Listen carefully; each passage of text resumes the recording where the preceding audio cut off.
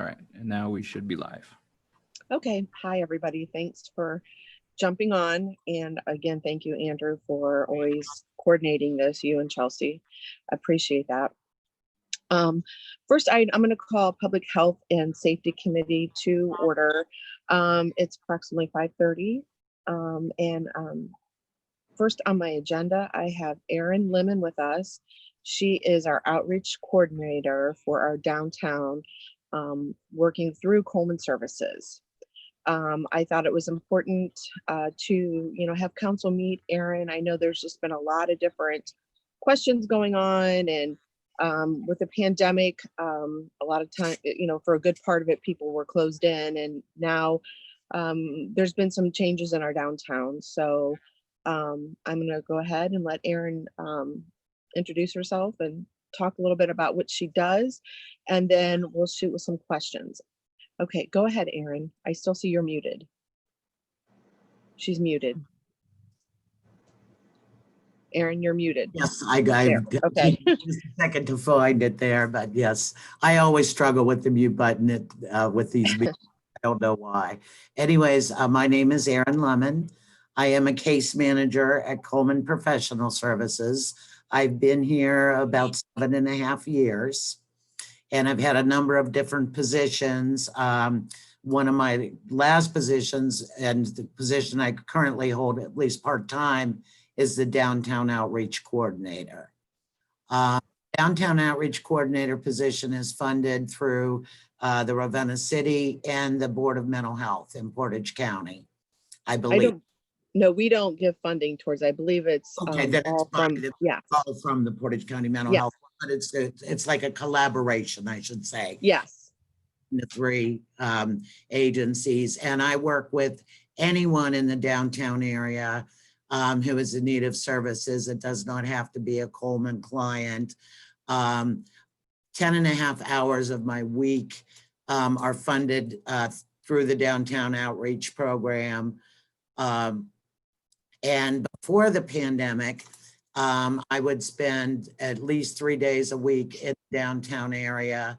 I would go to the Caritas Cafe in the morning, where a lot of the homeless clientele would be, and then I would go over to the Center of Hope in the afternoons. I've also outreach. Hey, I'm sorry. I just wanted to interrupt real quick. I had a quick question. You had said the 10.5 hours a week is what the mental health board is covering? Yes, it's a so they cover 10.5, because at one point I thought it was 20 hours a week. So it had been 20 hours a week when I first started. I was off on leave for a while. And when I came back, it was 10.5. So they cut it? Okay, I was unaware of that. I don't know if they cut it or shifted funding. I'm not exactly sure. Okay. But the funding for the outreach coordinator itself was taken down to 10.5. Okay, thanks for that clarification, because I don't know if anybody in the city was aware of that. So that's, we were under the impression it was going to be 20 hours. And that was a question because people were wondering, okay, for 20 hours, what are the days that, the outreach coordinator is down there? Right. And that before the pandemic, I was down there 10.5 hours a week at the minimum. 10.5 is what we can bill for. I would go down Mondays, Wednesday, and Thursdays. Would go to Caritas in the morning, head over to the Center of Hope about lunchtime, make myself available at both places to talk with individuals or to outreach anybody that might be looking for housing, might have problems, just trying to access different social services, might need help getting a free phone from the government, any type of need that they had, I could at least help direct them, sometimes provide direct assistance. I also, made sure that I, went down to the library quite a bit in the winter, because a lot of people would go in there in the inclement weather that were, street homeless, and participated in like the homeless outreach, the count for the year, Since the pandemic, it has been more difficult for me to get my time in. I usually try to go down to the Center of Hope at least when they're distributing the free lunches and, look for people that might be on the park bench, things like that. I do usually go into downtown on my way into work, which is usually about 5:45 in the morning. I'm sorry, 6:45 in the morning. The homeless population that sleeps downtown is up and about around that time. So I've had very good luck outreaching people at that time of the morning. I usually also try to go after my appointments here at work or my other, job obligations are over, generally around 4 o'clock in the afternoon and on. Also with the pandemic, I'm kind of on call for different things. Been doing a lot of coordination with some of the more difficult clients that we've had that have struggled with homelessness in the past month or so. Spending a lot of time there, but I do want to let people know, and I apologize because I should have taken a screenshot of this and shared it, but I'm a little technologically challenged myself. But I do have a cell phone number that is a work phone specifically for downtown outreach. But anybody can reach me. This can be individuals, council people, businesses, as well as any people you might run into that are in need of some downtown outreach. And that is 330-921-0970. I will make sure that I get a good of my business cards to the city council. I know I dropped some off at the mayor's office a while back. I'm not sure how many that, are still there. I do try to go out and give them out in the community as well. One thing I would maybe recommend is giving him to our council secretary, and Yeah. she could either, she can like scan it and email it to all of us, and also put some in our council mailboxes. Yes, I was thinking that Chelsea. Yes, that's Chelsea. I was talking to her, and that was right on the one of the things I was planning on doing, because she seems to be quite capable of doing those types of things. I noticed that, a big problem, I think that's kind of caused a lot of some of the issues recently that we've had is, the heat being so hot. And there's no place, since everything has been closed up, there's no place where this group of people can actually go and feel welcomed at the same time. They need their electric charged for their phones. They need to go to the bathroom. They need to shower, and, it's presented with, some of the last stuff that I've worked on with you recently. It's presented, problems in our downtown where, we need to try to come up with some kind of, I think, a solution. I have been working, when this arise with our last individual with the dogs, that we all were finally able to get that, worked out. And I understand she was a difficult client. But seeing that there's a need, the big thing I think is communication, and where even our police officers, other council members, citizens, and our administration, knows where some of these people can go or what resources are out there. Mark Frazone has offered, now to start getting back in fourth cooling center on hot days. He's been talking to the county, and what his plans are at this time is to have the senior center at Oakwood available. I don't know the hours yet. He's been working on that today, because I understand, I believe this Thursday and Friday, it's supposed to be extremely hot.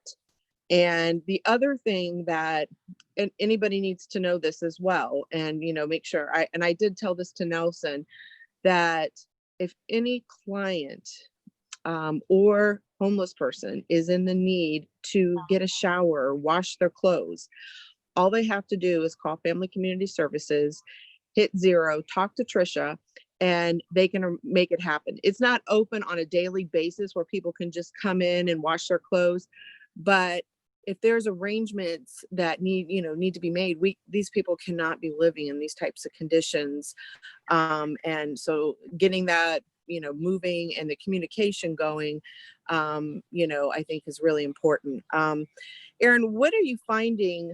I just have a couple questions that I wanted to ask if you're, done telling me us about what you do.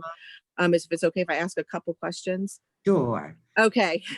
And this is basically so the other council members, because you and I have a pretty good rapport talking back and forth. You did come and talk with the merchants with me, and handed out your cards because that was something we were going through not too long ago, and then recently.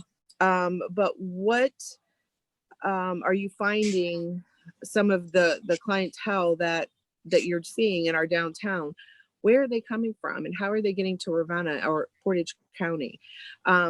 We have another situation going on, and I don't know if this is, the back end of, but the sheriff's department drops off people in our downtown that are getting discharged from jail, and they just bring a van up and they drop them off. I think it's inhumane.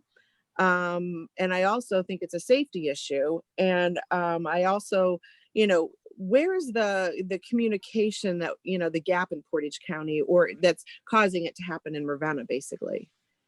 Well, Ravenna happens to be the county seat. So a lot of the things that the clients usually rely on, for example, the showers that you spoke about, that the Caritas Cafe where they could get breakfast and coffee, the Center of Hope where they could get lunch, emergency food. A lot of those places they do not have access to. I think part of it is because some of the restrictions were lifted and the weather got a little nicer. A couple of clients have been released from jail, but were here prior. Had been maybe spending the winter or a couple months in jail because of some issue. I also have a couple clients that had been staying with a friend for a while, and landlords find out and they're not on the lease, and it's either the friend becomes homeless as well or they leave. Mm-hmm. But most of the clients that I'm working with right now are traditionally from this area. Okay. I just wondered if, because it just seems like there has been some unfamiliar faces that we've just seen. And, for the most part, I think a lot of our merchants have a pretty good idea on who's who and have some type of a relationship with a lot of our population. And again, a lot of them do just choose to go live out off the trail, under bridges, behind Walmart. But like I said, recently, it just was a lot to see going on, and some of the stuff that was going on with it was bothersome to me. Does anybody on council have any questions? Aaron, I just had some general questions. Since you were talking about that you can't make it here as much as you'd like since the pandemic's going on, is there any resources that we can get to people that we see in the downtown area, rack cards or anything like that, or pamphlets? I know that or Family and Community Services has the Amy, the street card or something like that with a bunch of 211. What's it that? used to be the 211 with United Way, where Aaron used to work, actually. But it identifies a lot of the agencies that are there. But is there anything specific that we can give individuals to show them exactly what you might be communicating to them, just in the interim that you're not here? And then in addition to that, what might be a situation or that we contact you for more additional information on how to help somebody? I think if they want help is the big thing. Well, I think probably the best thing to give them is my card that has my number on it. I didn't design the card and it's not my favorite, and maybe I can talk to supervisors about making something that's a little more friendly to the downtown outreach specifically. Because if a person contacts me, I will respond to them. I think the things that would happen after hours, are, the shelter. I think the police are a really good resource for kind of after hours things, but a lot of the things that I'm able to refer people to and talk to them about are things that are only open like during the daytime. I don't have, specific set hours that I have to do downtown outreach. So I am flexible, other than, times that might be like late at night when I'm sleeping and I might miss a call, or if I'm actually maybe out of town, which doesn't happen very rarely. I am available a little bit more than like a regular case manager. I can respond on a case by case basis. Yeah, I notice in the evening seems to be more people that congregate than probably in the morning. And that was one thing I wondered, if there might be a day to maybe come into work later, or, figure out a way to, in the evening when we, like I said, there's just been a lot. And for whatever reason, they usually are coming out after 10:30, 11 o'clock at night.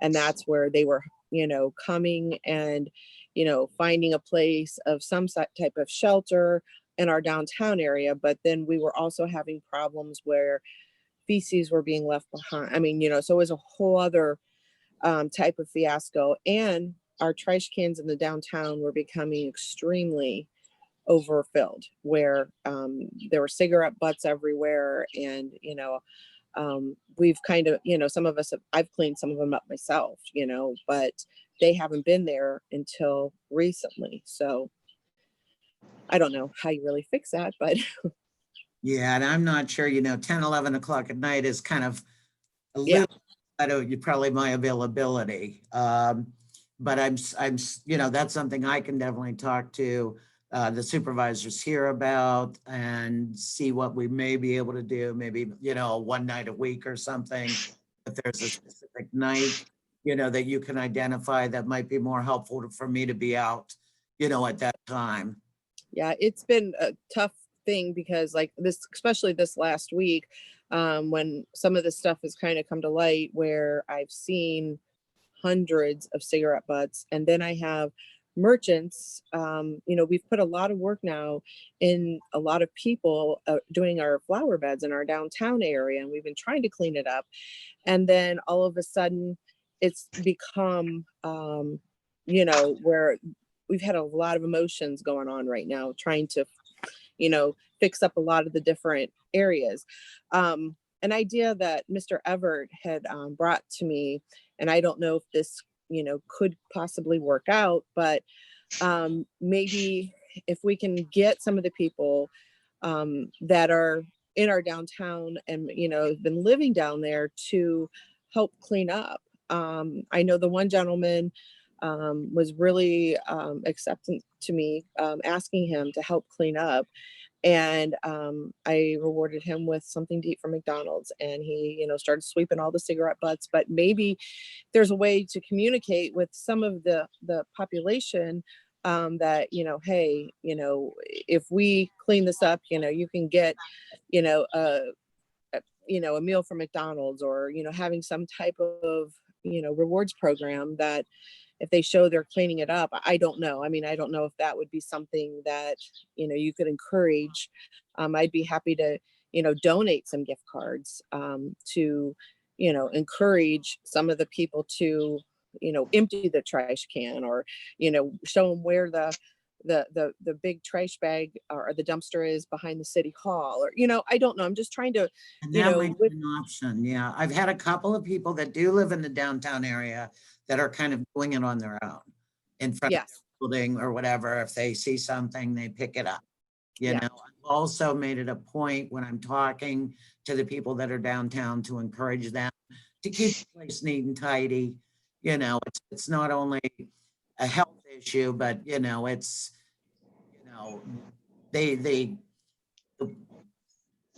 they are, being able to stay there. It's kind of like their home. They want to keep it, like they would keep their home. They want to keep it clean and free from trash. So I've been trying to explain that to individuals, and have had some luck with some of them not so much. But I continue to do that when I'm down there, is, encourage them to start picking up. And I've had a few clients that surprised me that I've actually seen pick up trash gosh, that they would have been the ones that I thought, would have not listened. So. Right. Yeah, the one gentleman's Change really and make wanting to it help. true. Yes. Jump in real quick. We have, I know, Michelle, you said you had to leave in about, you had a previous engagement, about 10 minutes. Oh. Can you just introduce yourself too? And I don't know if there's anything you want to add to the conversation, but I didn't want to leave you out. And what is Okay. Michelle's title? I'm the director of the access office at Coleman. I run the emergency services office. So they asked me to come in case you had any questions about pink slips. I know that sometimes there's concerns that the people that are homeless downtown might have some mental health concerns. They might not be engaging in care, and kind of where we're able to force involuntary treatment on people and kind of where those boundaries are if you had questions about that. But we evaluate people for hospitalization. Is Chief Wallace on? Did he sign up? He might have had some questions, I thought, or was that all resolved? No, I'm going to resolve that another way. Okay. So. All right. I just, if you take somebody there from our downtown that possibly could be pink slipped, I mean, is there, once they are there, how long do you generally keep them there? Or do you send them then to the hospital first to be medically cleared? What is, kind of give us just a brief of what happens if somebody has to go in for that? Sure. So it depends what's happening with the person. If the person's calm and cooperative, if they're not under the influence of any drugs or alcohol, we can take them directly into our office and do an evaluation for them. We can't seclude or restrain people. We can't medically check them or manage them, or if they're detoxing. And so anyone that might be aggressive or agitated, someone that is an elopement risk that we're concerned about, or might be under the influence, those are the people that we'll have go to the emergency room. We'll evaluate them over there. But once they come into the office, if we know the person, it's a little bit quicker of a process because we don't have to collect all the background and treatment history because we've got that in our computer system. If they're new to us, we're collecting information about, what the current concerns are, what kind of treatments they've been involved in, if they've been hospitalized before, if they have supports in place, if they have a safe place to go, and then offering options from there. So we're able to involuntarily refer someone to inpatient care if they're posing a serious safety concern for themselves or others that will result in potential loss of life. So if somebody's suicidal, if somebody's psychotic and acting erratically, if somebody's manic and engaging in behaviors that put their lives in danger, those are the times that we're able to issue a pink slip and involuntarily place them in the hospital for mental health treatment. Other times we're able to offer them an overnight 23-hour observation. We have a crisis unit on site that we're able to admit people there for stabilization. Those are both voluntary options. And so if the person refuses it, we're not able to make them stay. Okay. So generally about an hour to do the evaluation for a new person that we don't know, to get that background information and really kind of complete a mental status exam and a risk assessment. Okay, great. Thank you. Does anybody on public health and safety, Rob or Matt, do you guys have any questions on this topic? Or anybody else on the committee or, on council? I just wanted to say thank you. It's nice to put names with faces. I know that I've probably seen both of your names a bunch of times, so we appreciate you coming on and sharing information with us. It's important that we keep everyone in our community safe, no matter where they're living. So it's good to see you guys, and it's good to hear. And if you ever have any questions from any of us, please feel free to reach out. We're willing to chat with you guys as well. Great, thanks for having us. Yeah, Erin, I just I wanted to check, and I don't know if the mayor or Kay are on, but is there like a weekly update? Like if you notice any particular changes or anything going on, do you check in with Kay, or is that something that, or once a month, are you, kind of updating, or? That's probably something we need to do a little bit more on. I guess since I've been back, when I came back in December, I've been more focused on really getting out there and working with the individuals.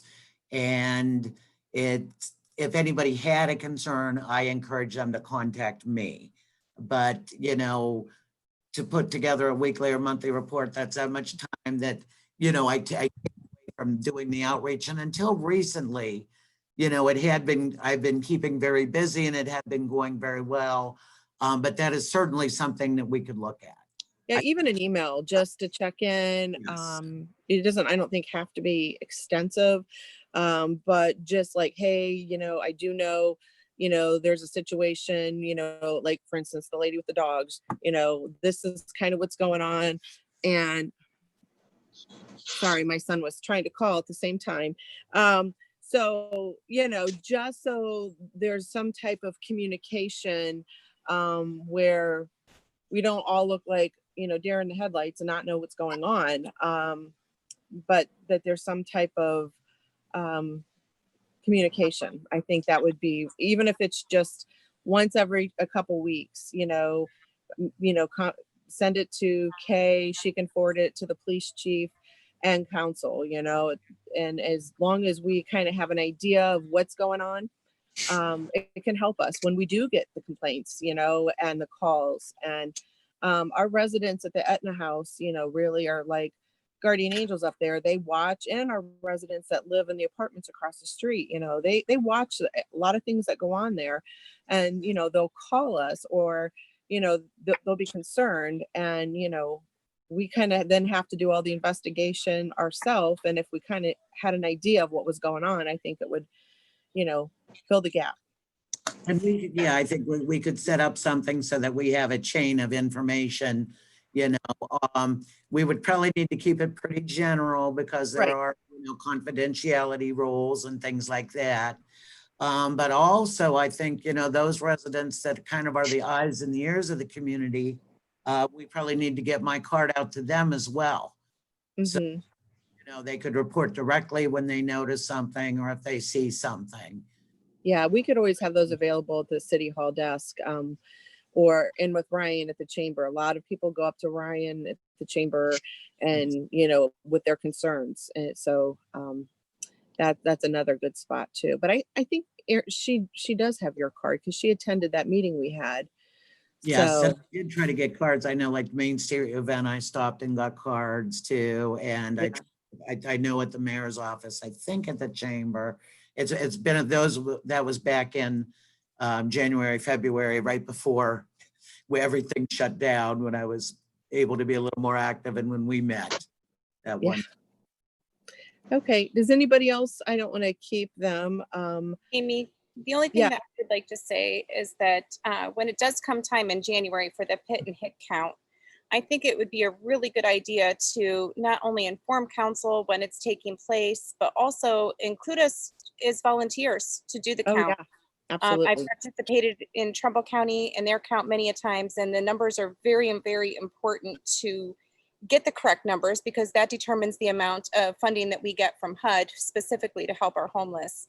And the more people that we have volunteer and help do that, I think it would be great. And city council is a great place to start.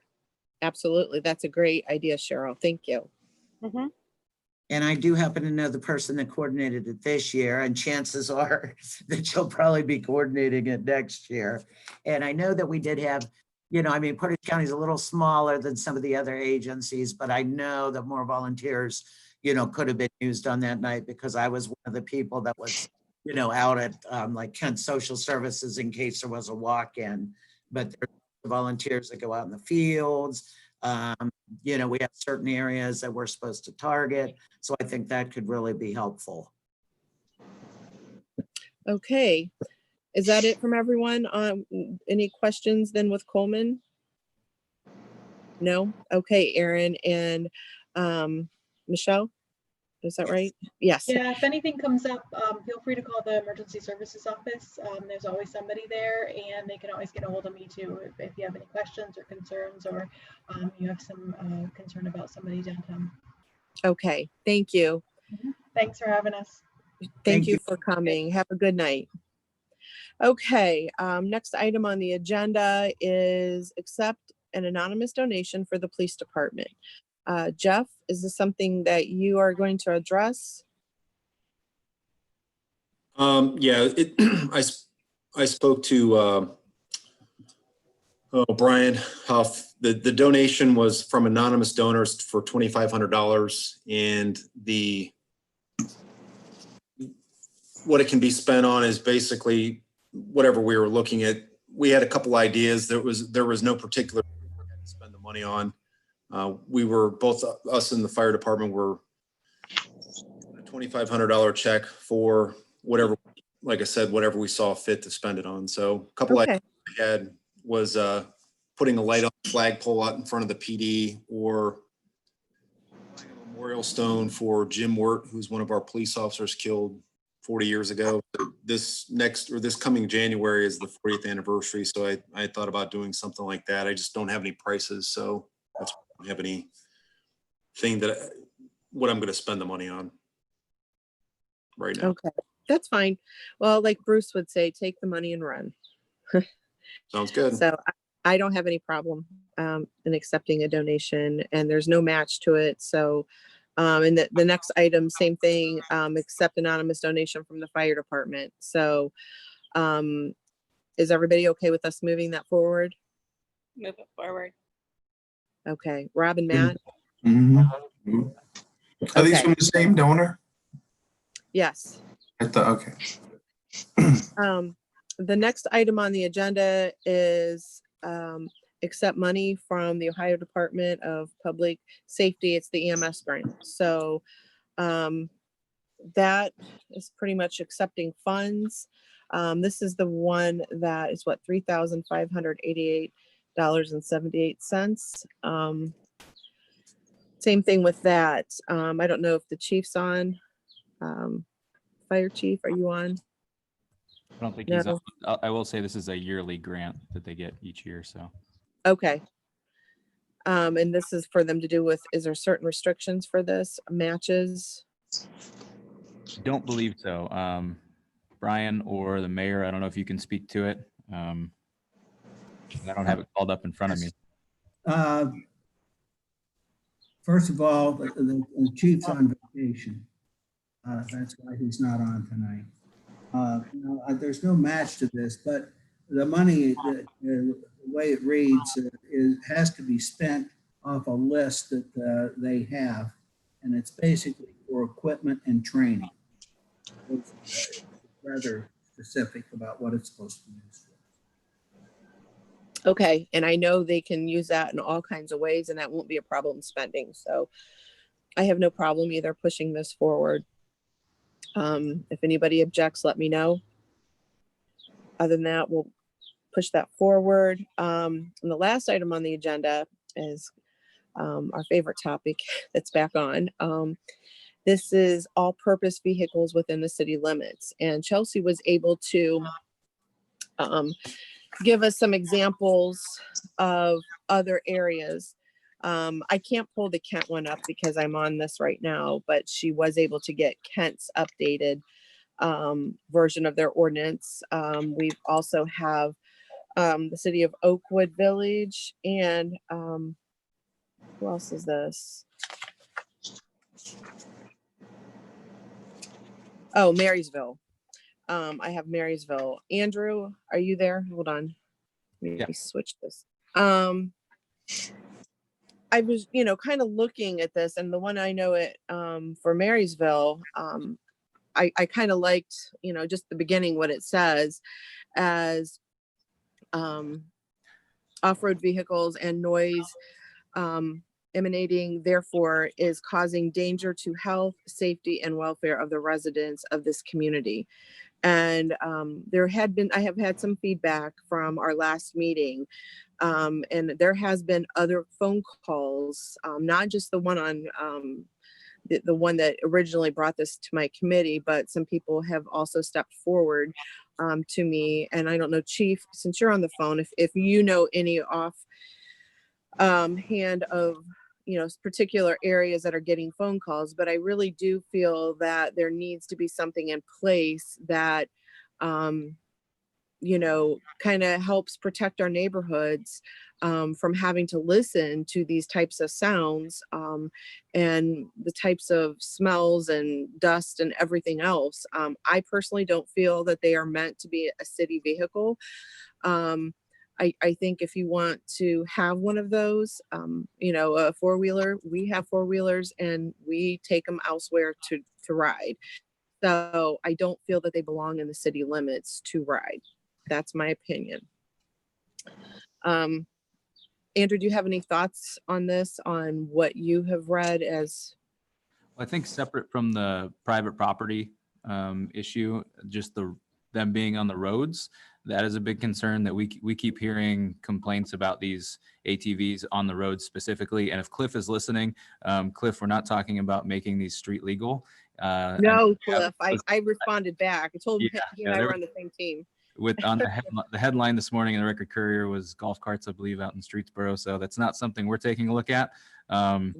But just wanted as a PSA to kind of keep talking about this issue because we're getting so many phone calls on ATVs, specifically on the roadways. And that's where I think they're most dangerous with no license plate. So Chief, I'll tee you up. If there's any, how do you guys handle the situation? When is something like this dispatch worthy for to call it in? Because for me, when I see them on, you know, for example, we're over on Lincoln Street quite a bit, and there are a lot of, well, actually, it's just the same people over and over that are flying up and down that street on various types of all-terrain vehicles, with kids, without kids, which is, you know, again, Without helmets. without Yeah. help, yeah, dangerous. And in addition to that, so that's one issue is on the roads. They do ride them in their private property, but they're going on the adjacent properties too, which are it's not their own property, but there are vacant lots there that they utilize too. So it seems to be becoming more and more of an issue that I'm hearing from specifically on the roadways. So I know we've heard, you know, dirt bikes on sidewalks, you know, the ATVs on the roads. So that's where I kind of want to keep the conversation for now. Right. If we, I know even the individual that was, you know, upset over their neighbor having a track in their backyard, that particular person doesn't just stay in their backyard. They go up and down the road and on the sidewalks. So, you know, it's one thing to keep it in your own property if you're working on it, whatever, but to have them out on our streets, I think that there should be a ticket or, you know, something written to have an ordinance that, you know, stops that.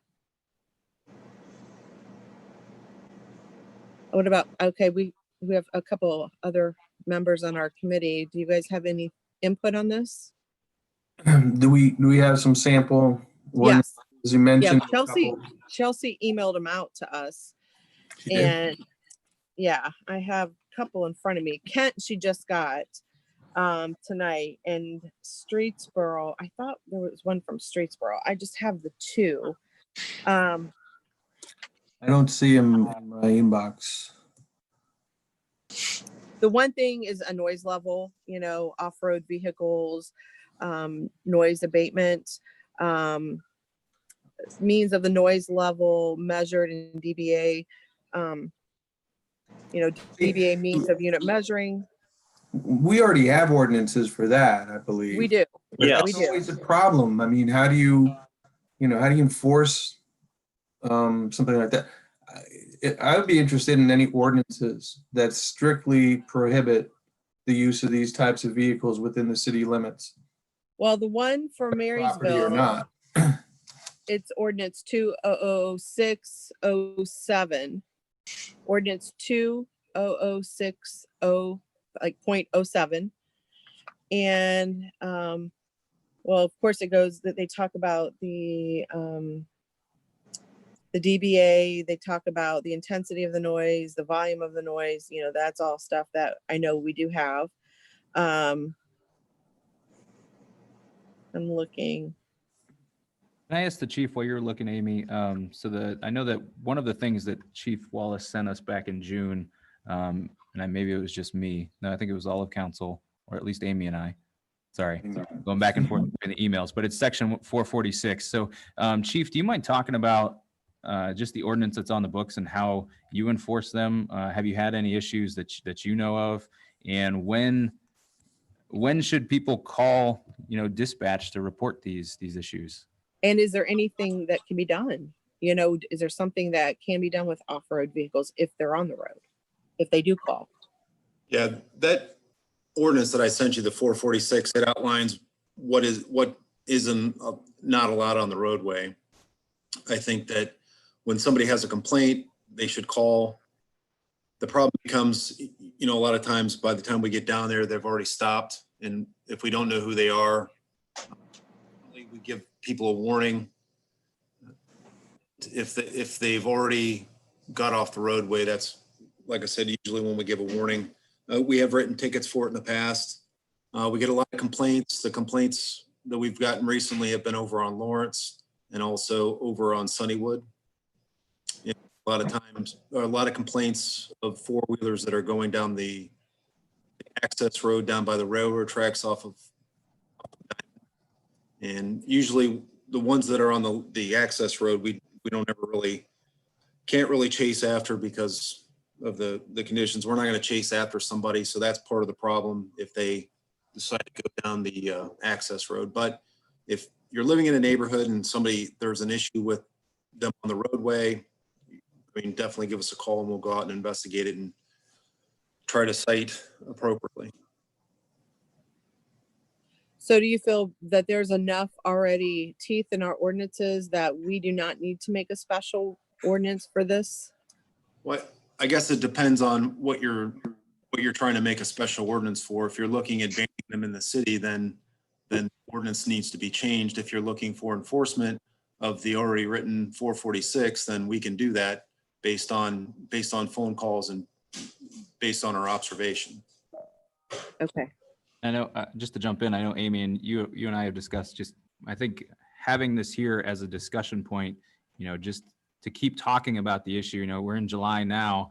It's probably going to be prevalent until snow starts falling again, and maybe even, you know, seems to be always when summer comes around, this issue kind of creeps up. So even having the discussion keeps it in the forefront of our minds. You know that as people keep calling, this is still an issue. And we get complaints of snowmobiles in the wintertime, so this isn't just exclusive to summer. There are issues with snowmobiles and dirt bikes and four-wheelers. So I will put something out of enforcement. And like I said, normally when called, we will go down, but oftentimes they're not there when we go down there. So. And Chief, I think that's been my struggle. We've had issues with a dirt bike on Sapp Road going up and down very fast. But if I call, by the time you guys get there, that's just pulling your resources. So you're saying that if there is something we do need to call. I mean, I would. I mean, you know, Okay. the thing with pulling resources, I mean, that we're most of the time the guys are driving around the city anyway. I mean, sometimes Okay. it's busy, but I would not call because you're thinking you're pulling resources for that. I mean, it is an issue. I mean, I live over on Mill Street, and usually in the wintertime, there's a couple people somewhere, I'm not really sure where they live, that have snowmobiles that ride up through St. Mary's and go out to the tracks, and we have dirt bikes, and I saw a golf cart the other day, so. I think the big thing is respecting people's property. And I do know that road off of Diamond Street where that property is in the back, that the person that owns it had given some people permission of his friends to go back there on that property. So, and some of that property, I don't know if it's really considered city or not. Maybe it is, because some of it goes out to Lakewood. So there is a group of individuals that I was told he did give permission to. So, you know, but yeah, as far as, you know, destroying, you know, our roads and people's property, that's what I think is when you know, call the police if it's repetitive over and over. And if you think, you know, somebody, you know, kids are outside playing and could get hit, you know, so I think it's important to call for that as well. Yeah, it's very important because they're just illegal on the street, any of them. Yeah. Okay, so we'll keep this and we'll bring it back and just keep some discussion going. And if we have any things that come up, you know, we can add to this. But as for that, unless anybody, Rob or Matt, do you have anything you want to say on this topic since we're on it? No? Okay. Rob, you okay? Yeah, I guess, but I mean, I don't see that we're solving any problems here. I mean, we're not making any effective changes. I know. So I don't, But I think it's just going to persist. I would be just interested if there's any cities who that out and out prohibit within city limits that would prevent people from driving on their private property and whatever. I mean, in my opinion, these are things that don't belong in the city. But mine too, belong out in the country where things are with loosely, the chickens. where space is more abundant. And I just think it's a tragedy in the making. But there's nothing prohibiting somebody from owning and running a little track in their backyard, and that's always going to be the default excuse when they get caught on the road or something. So I don't know, but if there's no will to do any changing, then I wouldn't expect there to be much improvement in the situation. I think there's no changing it right now, but at least the first step is talking about it. So when you see a four-wheeler or something on the road, then you can call it in. I think getting Chief Wallace's opinion on, yes, make the call, that straightens some things out for us. And then moving forward, if public health and safety wants to pick it up and find an ordinance and do some research, then have at it. I think it's a good idea. Let me, if I can interject, why don't we see for the next couple of months, we will track the ATV motorcycle complaints, and then at the end Okay, of months, take a look at it and see how many of those actually are coming in, and see if it's something that you guys want to talk about further, if they're, because if it is really this big thing, or if it's just, you happen to see these every couple, every once in a while. So well, yeah, I'll keep track. We'll keep track of those, and And I'll steal Amy's saying and say, see something, say something. yeah. When would you want me to to check back in as far as like the results, as far the total?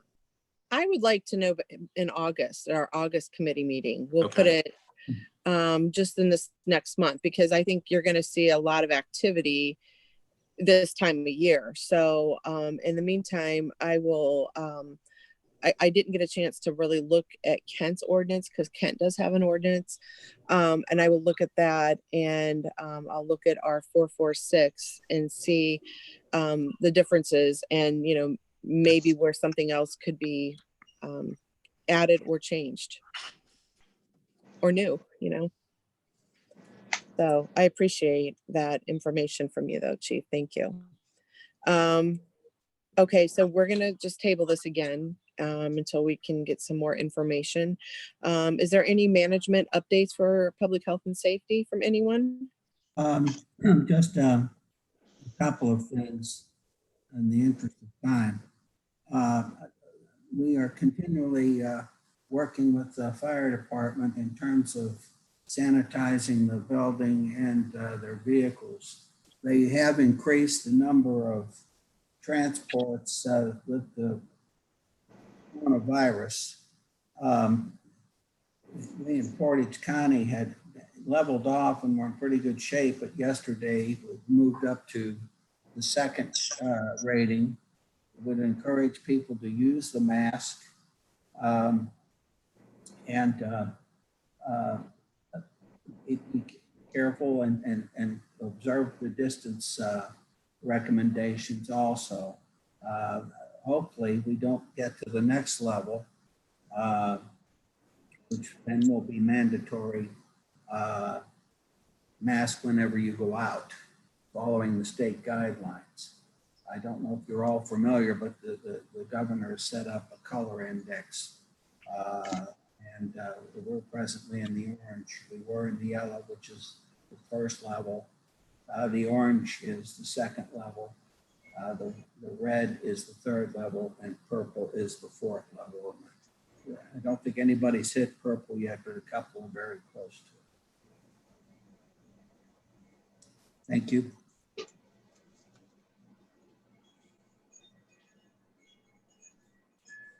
Okay, I'm going to go ahead and end this public health and safety meeting. I can't see the time.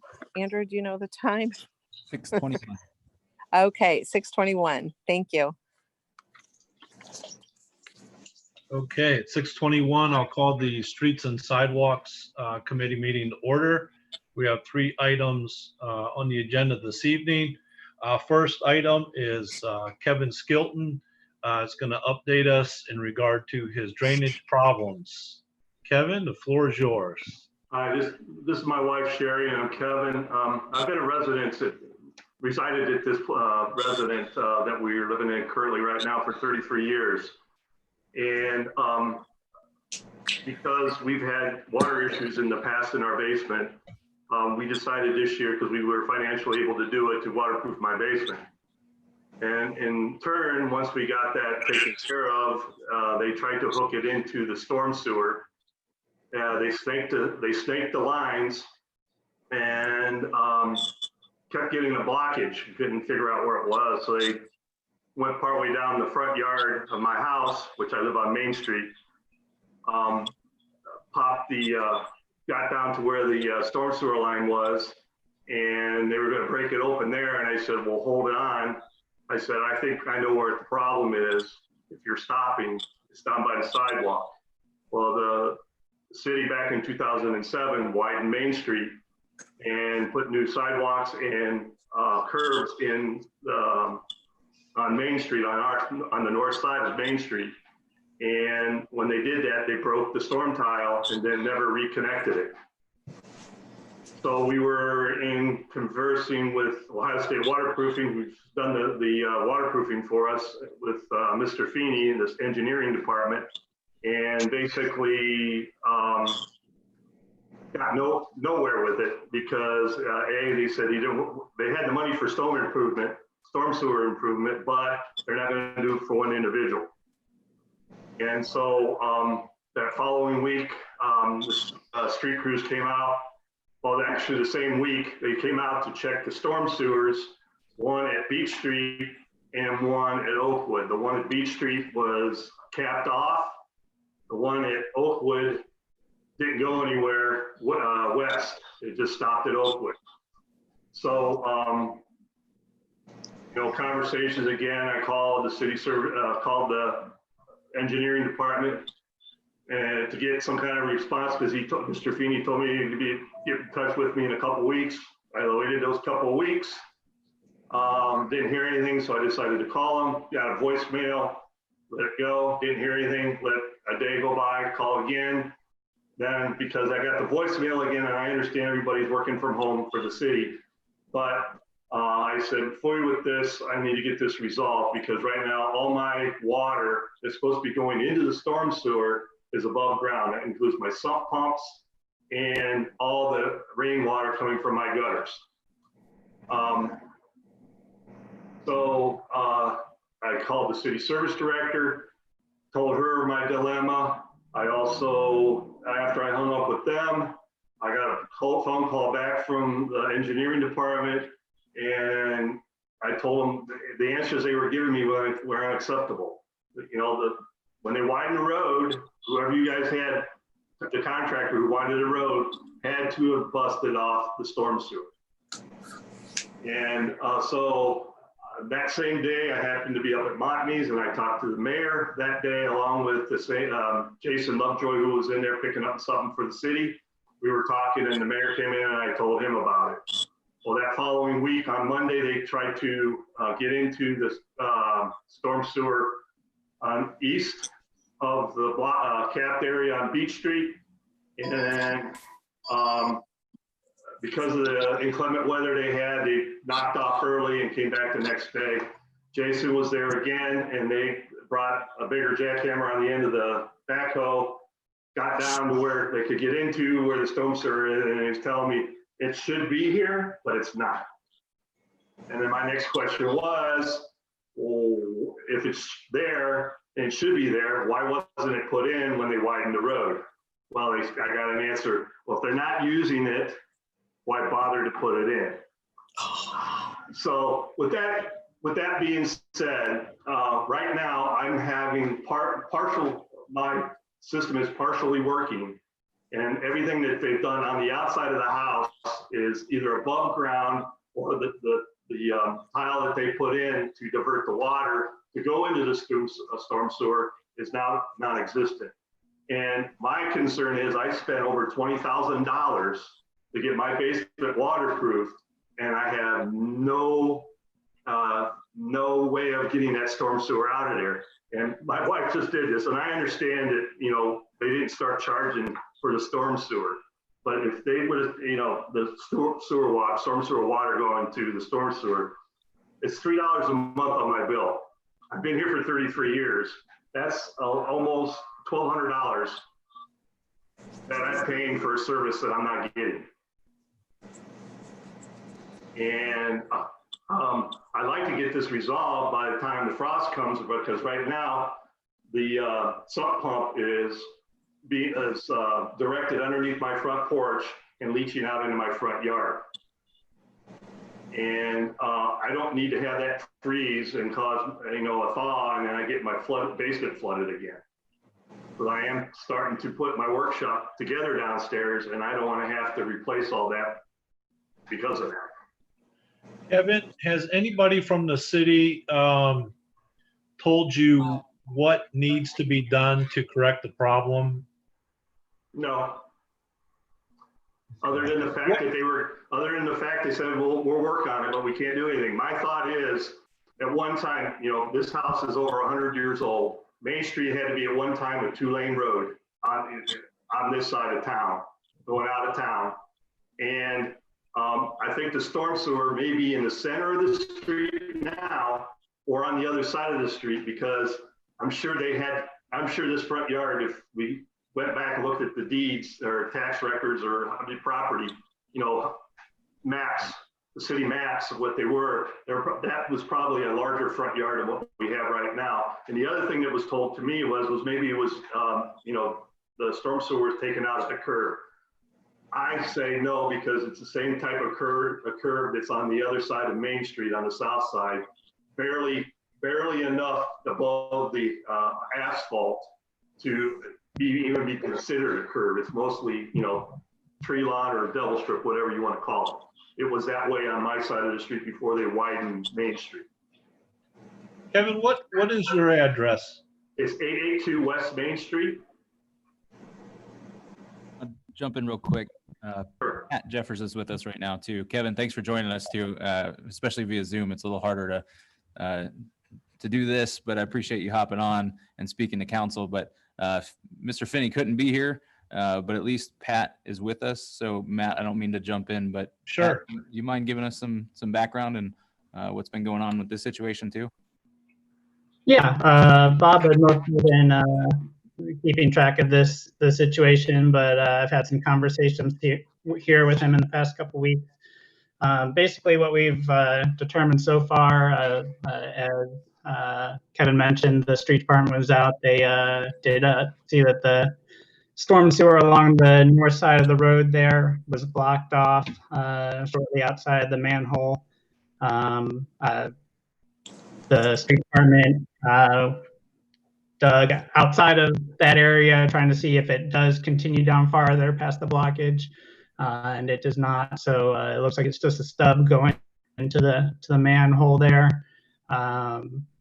likely put in there for future use.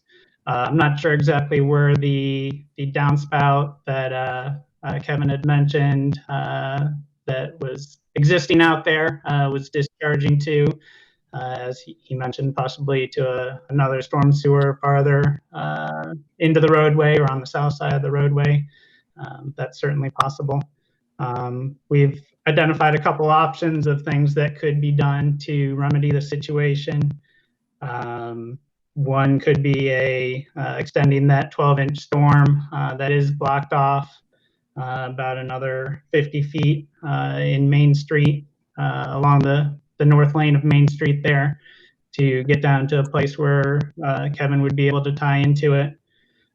Another option would be running a small, just a 6-inch lateral along the north side of the sidewalk there, about 60 feet down to the front of his property. Rough estimate for doing those two, running it along Main Street, maybe $5,000. Would require closing the lane there, on Main Street there for a few days. If we were just to put the 6-inch storm lateral going along the north side of the sidewalk there, we can maybe extend something down there for closer to $2,000. We typically don't like to run small 6-inch type laterals along the right of way, just because you get a lot of them. You're taking up all the room in the right of way there for something that's serving a single residence. If you were to extend the main, the more expensive option there, then you're left with something that other residents would be able to use. So that would be the preferred method, but a little more invasive and a little more expensive. Whether the city were to pick up the tab for that, or require the homeowner to do that, I guess we'd be looking to council for some direction on that. Typically, extending a storm main or other utility to a residence was the property owner's responsibility. If in this case, council felt that because there was a lateral heading out there towards the road that was probably tied into something at the past, that the city wanted to pick up the tab for that, then that's something that we could work with. Okay. All right. So there are options available. Go ahead, Rob. I just had a question about your use of the word council, Patrick. Were you referring to council or the law director? I was referring to city council if they felt that's something that they wanted the city to use the city storm funds to accomplish. Well, I guess if it wasn't, sorry, I didn't hear you talk, Rob. I'm sorry. No, I just wanted to know if there was already funding for such contingencies. Well, and my question is, if it was, because of a contractor that did not do their job properly, why would we charge a resident for that? I mean, wouldn't we go back on the contractor on that, or, take it as a loss because it's been so long? I mean, I don't see that would be responsible for the homeowner to pay for this. Well, and Amy, to piggyback off of that, a homeowner that's paying for a utility service that they've not received. Right. Then obviously we thought there was a storm drain servicing that residence if we're charging stormwater pricing to them. I guess I'm confused on that. I think that they probably had the storm drains at one point in time, like you said, in the widening of the street. Whatever happened, I don't see how this is not the city's responsibility. Yeah, I don't disagree with that at all. I agree. I do think that sometimes we do need to get, input from the council, the law director, to see what the liabilities are. But I think just in a general way, I think the homeowner, Kevin, did a good job explaining that this service that was existing, it was literally cut off. You're still paying for it, and nothing that you did caused this. It apparently appears through some city work, maybe a contractor did it. My question is, though, does it need to really go through city council? There's funds to this stuff kind of, there must be things like this that happen on a regular basis with, maybe because of the price tag of, say, $5,000. And I do think that would be the better alternative. It has a greater benefit. I agree. I just worry that maybe the city's not in a position to act more quickly when these things happen and have the funds available. Right. Have to go through this, city council approval process. Yeah, I agree. And, Sounds like we don't. Right. And Kevin and his wife, they spent good money to make their house waterproof and to do the repairs to keep up a nice home. And, that would be horrible if, as a result of something that the city didn't get done, that all his hard-earned money is going to waste. So, and it's been ongoing. And when I talked with Kevin, I could hear the frustration in his voice. He just wanted someone to help. That's all. He did all his research, and he just wanted to talk to somebody who could actually help him. So I was happy that we were able to get this on this committee, and I'm hoping that we can get some resolution quick on this. If I could add something else to that, I know the city's had some problems with one residence that's right next door to me, which is 787 West Main Street. That house has been a thorn in my side too.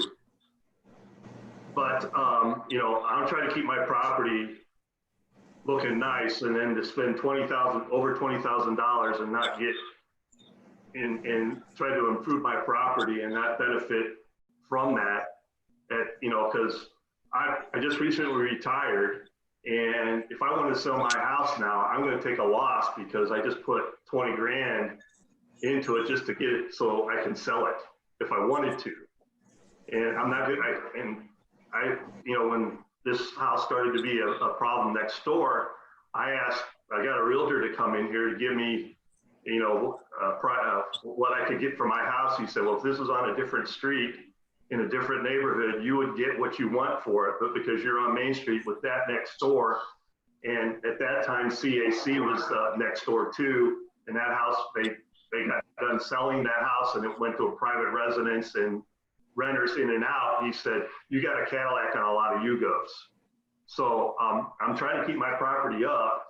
And, you know, as far as the storm sewer goes, and I also said this, and I haven't really made a big beef about this, but I get runoff from the city park because I actually have a half an acre of property I own from Beach over to behind 787. And in the spring, it's inevitable that I have water that if I go step out in my backyard, it'll squish up over my shoe. And that's coming from the city park. I'm not complaining about that. But in the same aspect, I got a problem now that I'm not hooked into a storm sewer that, you know, for the house itself, because that water is not bothering me other than the fact if I have to get in my barn and have to raise it up because it's a shed, but I have to raise it up just to get into it because of the water just congregates down there. It comes down the hill, comes down the park and Mechanic Street and the church driveway, and it's just like a runoff all the way down into the back quarter of my lot, which is behind 787. So with that being said, you know, I could have been complaining about this a long time ago, but I have not, because it's really not an issue to me other than the fact if I need to get in the barn, yeah, it's a pain in the butt to get into it by jacking it up, but in the same aspect, it's not bothering me that at all. The water in my basement was, and that's why I took the initiative this year to do that, because I was able to financially do it this year. So Kevin, yes. Thanks for coming on and telling us a little bit about your situation. I think most of us on council are in agreement that something needs to be done. It sounds like we will move forward with something. We will address the law director real quick before we make a final decision. Patrick, do you know if Mr. Finney has talked to Mr. Semino in regard to this particular case yet? No, I don't know that he's discussed it with Mr. Semino. I think the main issue that he had with wanting to come and get council approval for it was because it was apparent that it was not being tied into that storm sewer that was running right along there. Mm-hmm. When the contractor came through there putting in the curbs for the widening, I don't know. I wasn't there at the time, so I don't know what their reasoning was, but it appeared that it was not being not tied into something since that storm sewer wasn't there. And but that's fine. We can go ahead and move forward with getting that tied in. And I don't believe that he was spoken with Mr. Semino about it. Can I ask a real quick question? Pat, is there any, and Frank or the mayor, I know you had said you had a discussion, or Kevin said you had a discussion with the mayor. So if there's anything that the mayor could add, or Kay as well, I think that would be a good idea. But Pat, I want to ask you real quick, is there any other houses like this that might have the same situation that we're not aware of? Not that I'm aware of. I haven't heard any other issues coming forward, but it's certainly possible that there's something going on out there in the city. And the reason I ask is, you know, in the past we have, you know, people who've had flooding issues, certainly not to this extent, where there's not even a line tied in, but I know that the service director has discretion to pay that $1,000 out if there's been any damage to a home. and rarely have we ever, if ever, exceeded that amount. So that's one of my, when you say it's kind of put on council to approve this. Yeah, I wasn't expecting that, I guess. And to Rob's point, being more proactive in these situations, I think would benefit us all across the city. So usually when there's one, there's probably more. So that's my concern, is if anyone else is going through the situation too and hasn't hooked up a sump pump like this.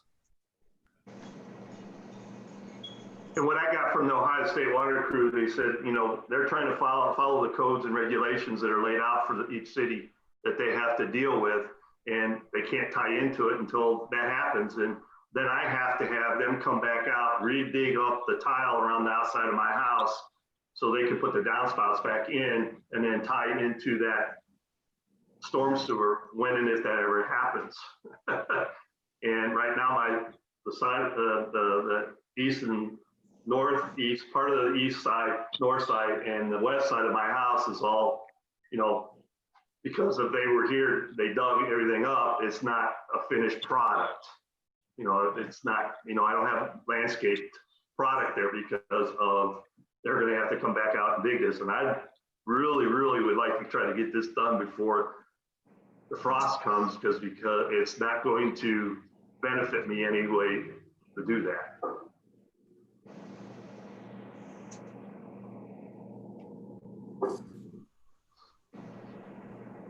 So I guess I'm done, other than the fact that you guys got to decide when and if this is going to happen this year or not. I think it needs to happen sooner than later. I agree, but I'm at the mercy of the city. Yeah. So Quickest option first. Will somebody let us know when this does happen? Absolutely, Yeah. yes. The quickest option would be for us to discuss it with our street department, see if they're able to hop on it and do some of the work there. If not, then we'll get a contractor in to do the work. What about his money is that it- he's spent, like for a service he's not getting? Is he able to get any of that back? What the hell's the matter? The stormwater fee is a fee that's charged to all residents, regardless of whether there's a stormwater sewer in front of their house. It's a service that's provided to all the residents of the city mostly through the infrastructure that's going along the roadways, picking up the water. At the roadways, typically don't get much into private property. But not all residences have a storm sewer in front of their house, but it's still part of the stormwater fee to handle dealing with the quantity and quality control of stormwater in the city. And to be clear, it's just a flat $3 fee. It's not. Yeah, and I understand that. I do understand that, and I'm not gonna say I want $1,188 to be refunded to me, but I just want the service. That's all I want. $3 a month is not going to make or break me. The $20,000 that I just put in could make or break me because I've spent that money. Is the committee comfortable with moving this forward, or is the committee interested in hearing what the law director has to say before we move this forward? I believe it should be moved forward and started as soon as possible, as quickly as possible. If it could be started next week, that would be great. I'm saying yes. Because all storm sewers should be workable. And then I guess the next question is, there's two options. Are we going to look at extending the 12-inch main, as Patrick said, or would you be interested in just running the 6-inch to that residence? Well, my belief is to go with the bigger size to make it applicable to other residents if needed in the future. Okay, I agree. What's Cheryl's thoughts? Cheryl, you're muted. Oops. I think we have to go through with the 12-inch. I don't think that 6-inch even makes sense. It is Main Street. I don't quite understand why we don't have it extended a lot further eventually in the future anyway. And I think that if it could help neighboring residents, all the better. And like he said, if it clogs up, too many people want the 6-inch or get the 6-inch, it's just going to make a mess for future storm drains. So It would. not that big of a difference in price to do the right way. Okay, I agree. Hi, and this is Kay. Patrick and I will meet with Chuck this week to get this rolling. Okay, and Kay, we would be interested in moving forward with the 12-inch line. Okay. And then having him tie into that. Okay, good enough. And once there's a decision made, that I'll send an email out to all the members. Thank you, Kay. Very good. Okay, thank you. You're welcome. Kevin, any other questions or concerns at this time? So that when you guys get that 12-inch in there, then you'll reconnect what's broken into that 12-inch main. Am I correct? That's my understanding. I believe that anything from your resident to that main line is your responsibility. Is that correct, Patrick? Typically connecting into the main, making the connection into the main would be the resident's responsibility. If in this case, because there was something there in the past that he was using, if we were to run the service up to the broken portion behind the sidewalk, it would add a little bit of expense to our project. But if that's something that if we're accepting that this was connected into something in the past and we're remedying it, then I think we should probably make the connection up to the blocked off portion behind the sidewalk at his residence. I can show you where the breakage is. I can show you where the breakage is right now if you want, and you'll be able to see right where it's at. Is it on the north side of the sidewalk? It's on the north side of the sidewalk. Okay. I'm gonna go out. Can you just tell me about approximately how many feet north of the sidewalk you think it is? That would be helpful. Okay. And council's okay. We don't have an amount to appropriate at this time, but that could change, and based on how far we'll have to run into his yard. So you guys are still okay with that? We could use our storm sewer infrastructure improvement fund to do it without a specific allotment from city council. We can just move forward with using our stormwater infrastructure fund for the year. Very good. Okay. All right. So we'll go ahead and move forward with that. I think we lost Kevin. I think we lost Kevin. So we'll go. We'll move he's on. out in the front yard. Yeah, we lost signal. So next item is the transfer $6,708 from CI fund to the water fund. I did not receive any information or a tracking sheet on that. Patrick, do you have information on that as well? For the there was a purpose? tracking sheet put together for that. Basically, it was to do sidewalk improvements on Hazen Avenue. Contractor was out there doing a water line replacement and had some sidewalk that they needed to replace as part of the water line replacement.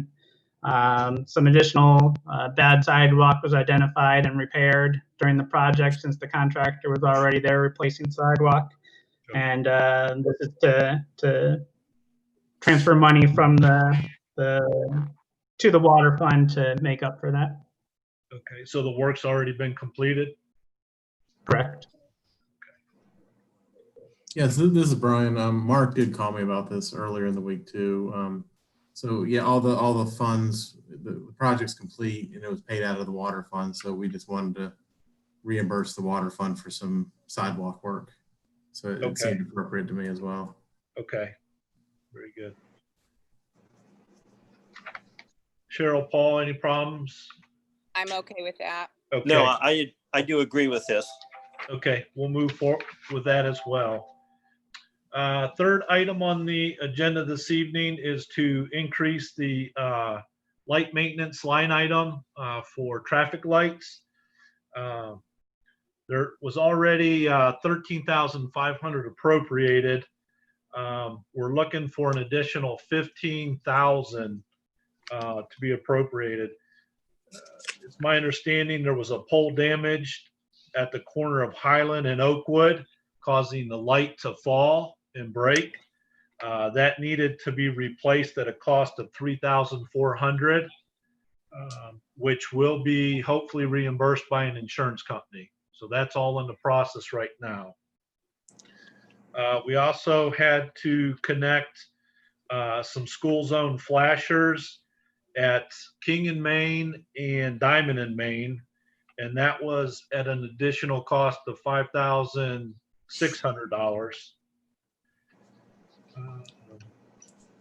Is that combined for both locations? That or was in- for both locations combined, yes. Okay.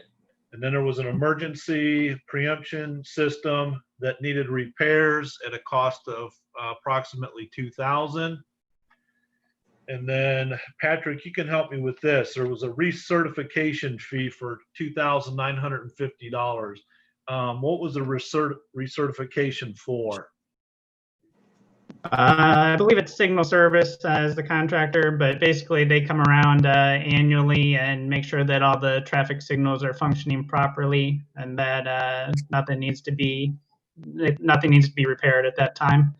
So last year's recertification, when they came around and did it, was taken out of this year's budget, and they have another approximately $3,000 budgeted to have this year's done. Okay. So they're all safety concerns that needed to be addressed. So Paul, Cheryl, again, any questions or concerns with appropriating the additional 15,000? I don't have any questions, and I feel like it's important to do anything that can keep us safe. No, that's necessary. Okay. We will go ahead and move forward with that as well. Do we have a management update? No, not tonight. Not tonight. Okay. It is 6:54 and I will adjourn the Streets and Sidewalks Committee meeting.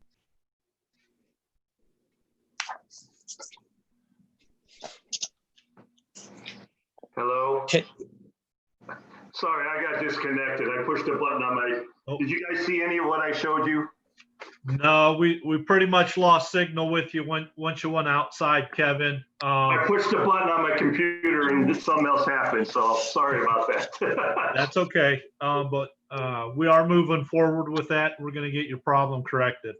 Thank you. I really appreciate that. And Amy, if you're still on, thank you for your help. Evidently, she's off. Nope, I'm here. I'm Okay, here. okay. Like I said, I'd like to thank you guys personally. Thank you very much, and the council.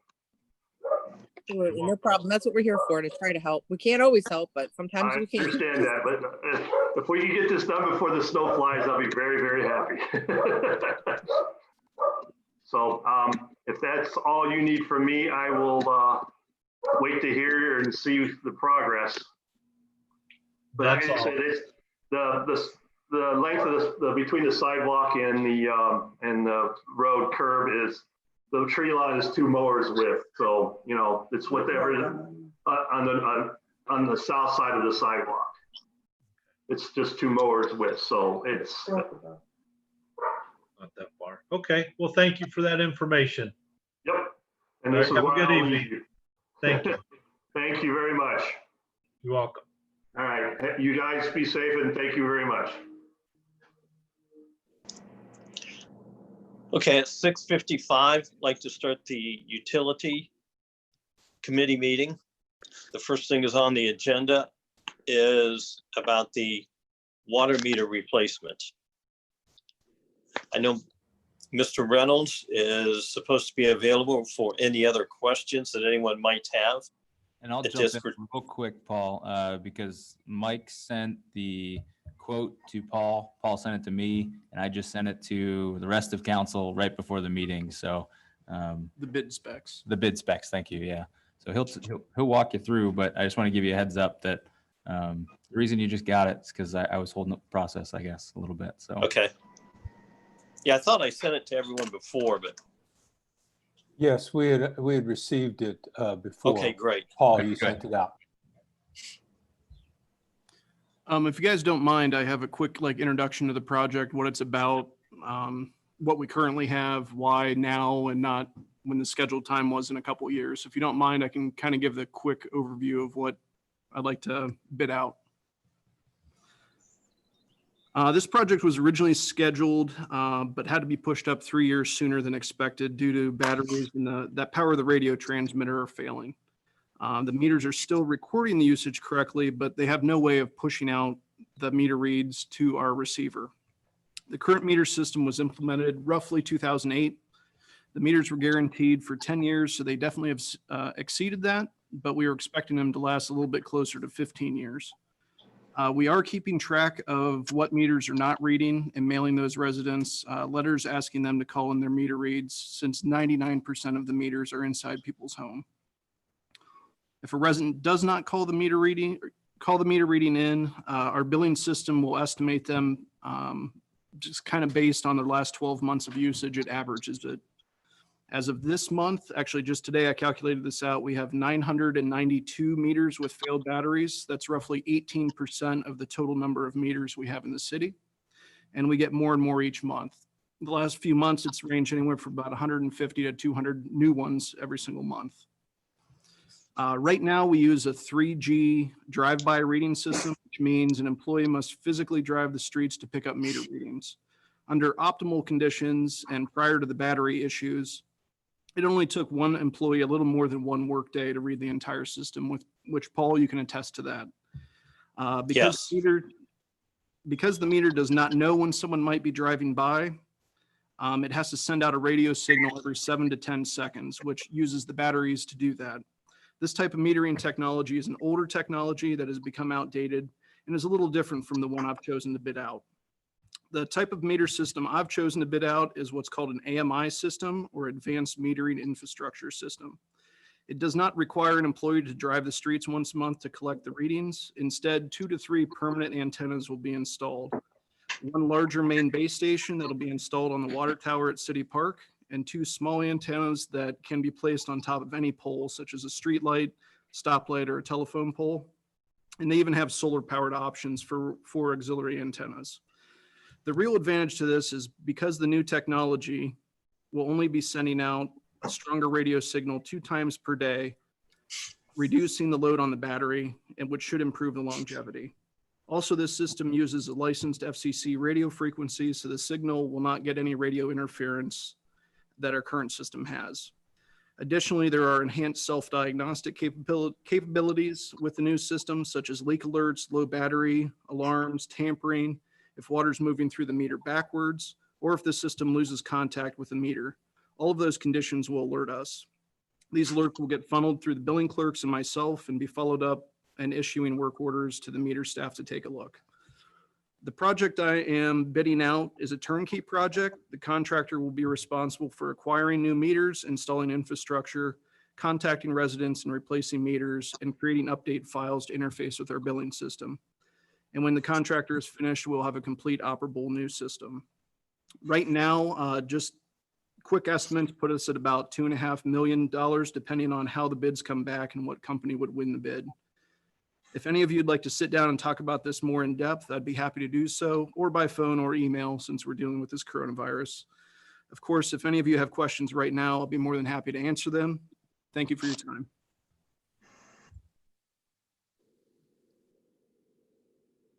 if I could hop in real quick, Mike, do you mind, how many people do you have full-time in your department, just as a refresher? And then how many calls have you taken since you've asked people to relay their meters to you?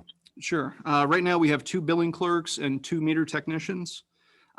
Just Friday and Monday, I've personally taken almost 200 phone calls of just people calling in meter readings just in the past 2 work days. So my office is getting a little bit of phone calls lately.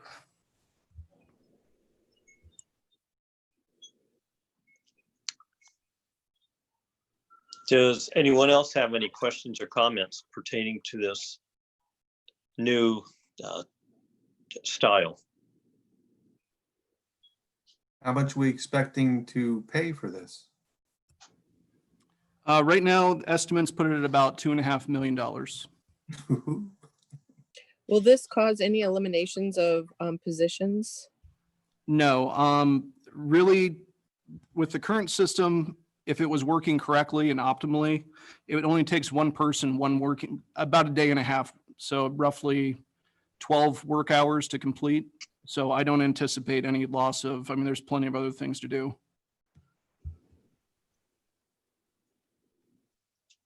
As I asked how much it costs, how are we going to pay for it? That would be a question for our finance director. During the last 10 years, I have been putting money aside for the project. I'm not sure exactly how much that's up to. Last I checked, it was over $1 million that we had saved up specifically for this project. But maybe Brian can give us a little more insight on that. Yeah, I mean, it certainly is a lot of money. You know, it would be paid for, you know, I assume it's going to be paid for half in the water fund, half in the sewer fund, because it really is what determines the billing for both those funds. I think in the past, the meters were taken just out of the water fund, I believe. Not sure the exact reasoning on that, but I would anticipate, especially with interest rates the way they are right now, to borrow a significant amount of that money, whether it be a lease or a 10-year debt or something along those lines. There is a capital reserve. There is some money set aside in there. I'm not sure the exact amount, but there is, if you look in the 670 and 677 funds, there is some capital reserve dollars that we could start tapping into to pay part of the cost. The rest of it, I think, we'd finance over a period of time.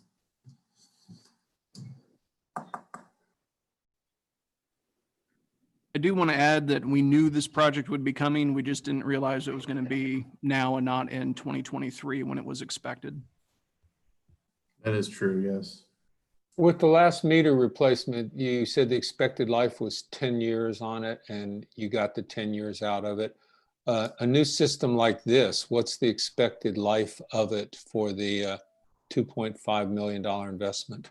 Well, if we were to go with if the current meter company were to win the bid, they still only guarantee it for 10 years. And then just like these meters, there's a descending warranty period where it drops off very quickly, but they would still only guarantee them for 10, at least the battery life anyway.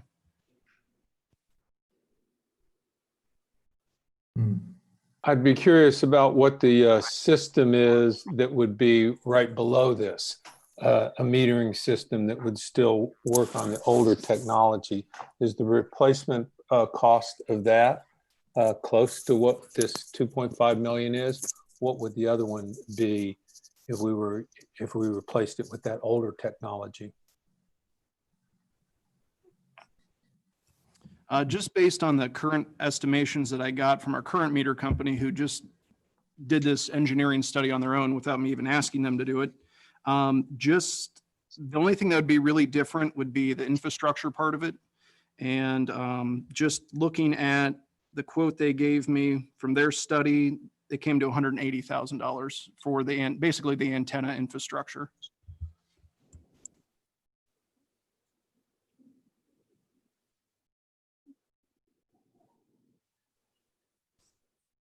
So the 180,000 would be the additional cost, is what you're saying?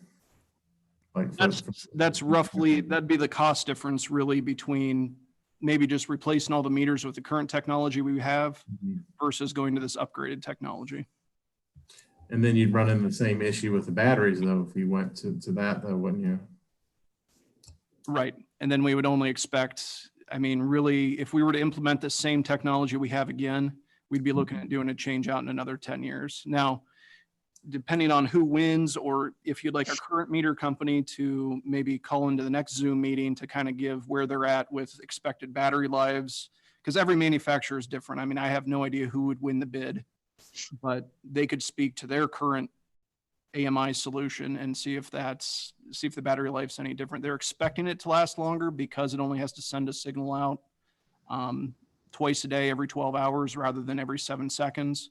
It's not really a good like apples to apples comparison, because the signal the new meters would send out have about a 7-mile range, where the current meter, the range is maybe a quarter of a mile. So the strength is up a little bit, but it only has to send it out twice a day. So I could maybe ask them if they have any projected battery draw. I'm sure they've done, battery cycles to see how quickly a battery gets drawn down, but I could try to get that from the current meter company, but again, it's going to be different from every single company.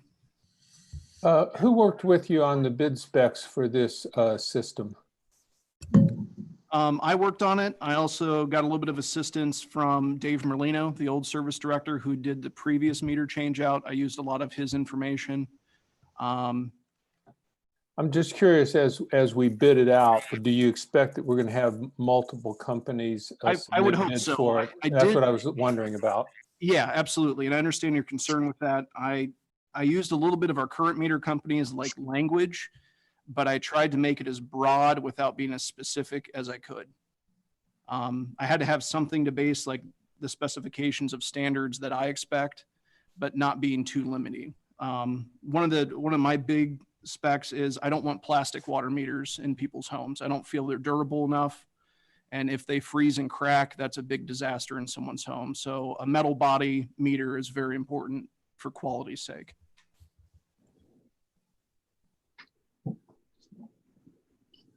And with plastic, several years ago, some have actually split open if the resident doesn't have it warmed in one manner or another. And several years ago, some of these batteries have failed very prematurely.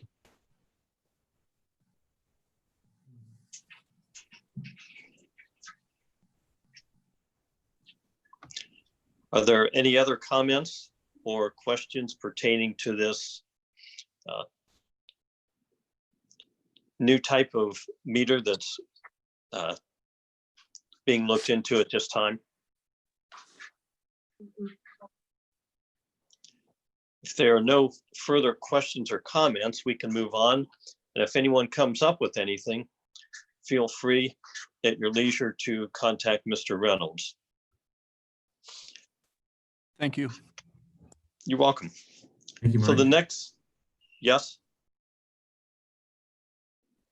Okay, so the next thing will be delinquent water bills and property maintenance on homeowners' tax bills. I know this is something that's done every year to get the delinquencies retrieved. Are there any questions pertaining to this? Nope, it appears to be mostly for lawn mowing. That's jump in here. This is Mike again. We're still working on the utility list. I like to try to make it as exact as possible before I hand it over. Okay.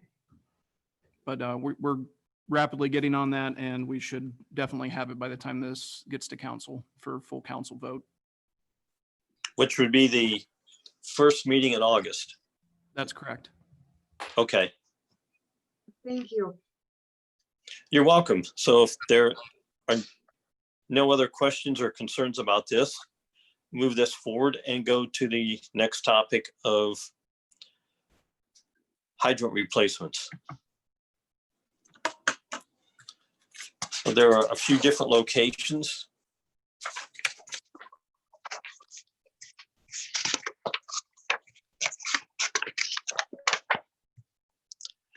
Okay, and the amount that's being requested is $20,000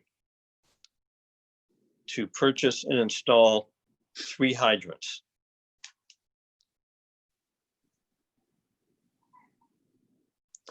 And to my knowledge, these 3 hydrants are not working at all. Where are these located at? Well, The tracking sheet doesn't say, it just says an up or 20,000, that's it. you're correct. There isn't. 2 of the locations identified, one of them is Riddle and Zeta, and one is Riddle and Pratt. I know that those 2 locations have been identified. Additional locations have not been identified as of this time. Okay, Patrick, then I have a question for you. Okay, you designated 2 locations. So then would this other hydrant just be requested to be purchased to keep on hold, or? I believe the additional are for additional ones that are identified by the service department this year that do need to be replaced. Requesting to get a couple extra here so that they have something on hand to replace when they identify something. You just, for clarification purposes, this is not for the Lawrence Street project then? No. Correct. Not for the Lawrence project. So then how are you defining what water hydrants need replaced versus others? Because this has been a hot topic For a long time. Yes, and or are you identifying that as you go out, or is this the fire department identifying these when they're testing? I know that it's based on the testing that the fire department and the street department do as they go around the city. I believe I wasn't involved in picking these locations out, but I believe that they take a look at whether they believe the issue is a water line issue or whether they believe it's an issue with the individual hydrant. If they have a water line that seems to be having good pressure overall, but there's a hydrant on the line that is not performing as expected, I believe that's how they decide that which hydrants need to be replaced. So is this part of the larger project to replace all those out of service hydrants across the city? And then since we're down this rabbit hole, do you mind explaining the project moving forward and how those are going to be replaced in the coming years? That was my next question. The majority of the hydrants, I believe, are being identified and replaced as part of water line projects. So replacing the water line, which is likely the underlying cause of the flow to the hydrants. And then with this tracking sheet, we're looking at getting a couple hydrants for ones that have been identified that the hydrant is the problem. I know that there's also been some discussion on the testing method that they've been using when they've been doing the hydrant testing. I know a few of them, the meter that they were using to read them was providing inaccurate readings. And then I believe that there's several that we've been looking at here this year that 1 year the reading that they give us is providing good flows, and then the next year they take it and it's providing almost no flow. So I believe that there's been some discussion trying to take a look at how the testing is being done to identify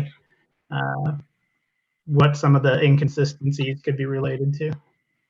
And also the hydrants are scheduled to be started by the fire department sometime in August, and they're hoping to be finished up sometime in September. Okay, that's helpful. And also getting back to the tracking sheet here, it was my understanding, I might be incorrect, Patrick, but it was my understanding that the Riddle and Zeta and Riddle and Pratt hydrants aren't included in the 3 that are mentioned. And unfortunately, I don't have those locations that are listed on the tracking sheet, because I think these are 2 that the Riddle and Zeta and Riddle and Pratt is something that Bob had just given Chuck a couple days ago, and the street department is still looking into those, as far as I know. Okay, that may be correct. You may know a little bit more about it here than I do. Okay, that was my understanding anyways. Thank you. Well, hey, Kay, before you hop off, do you happen to know where these are located then? Or Mayor, do you know where these are located? Unfortunately, I don't know where the 3 hydrants are that, that's listed on the tracking sheet.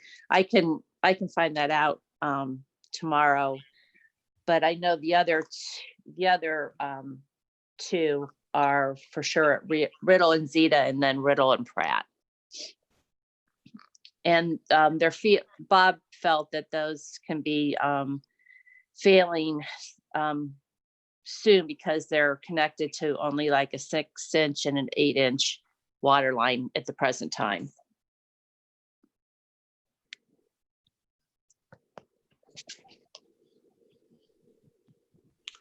I do not know the location. We will find out tomorrow.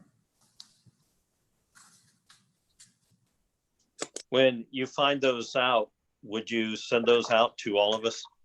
I sure will. Okay, thank you. Sure.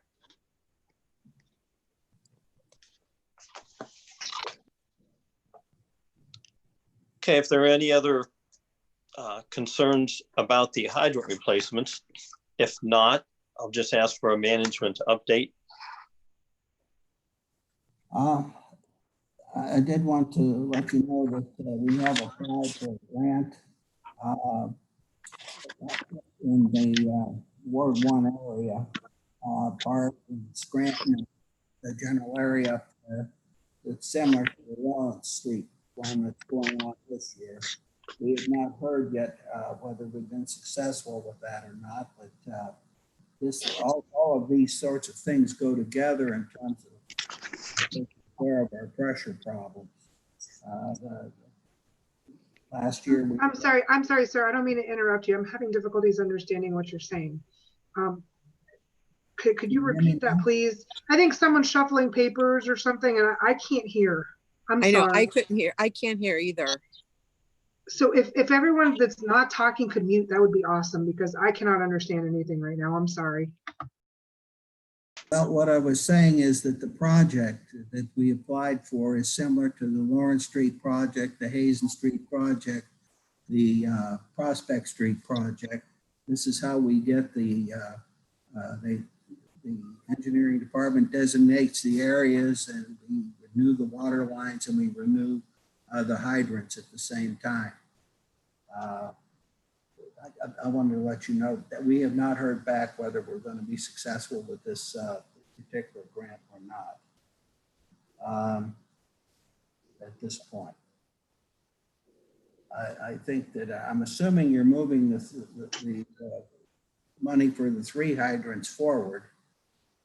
We need to fix as many as we can find with this, but keep in mind we have a large number of them. I cannot tell you the number myself, but we have it.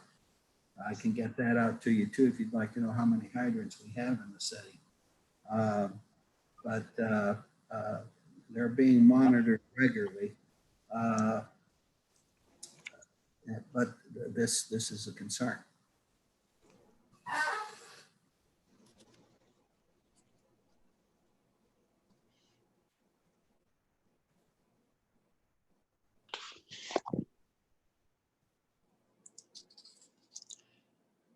Okay, if that is all for the management update, I will conclude the utility water committee meeting at 7:20.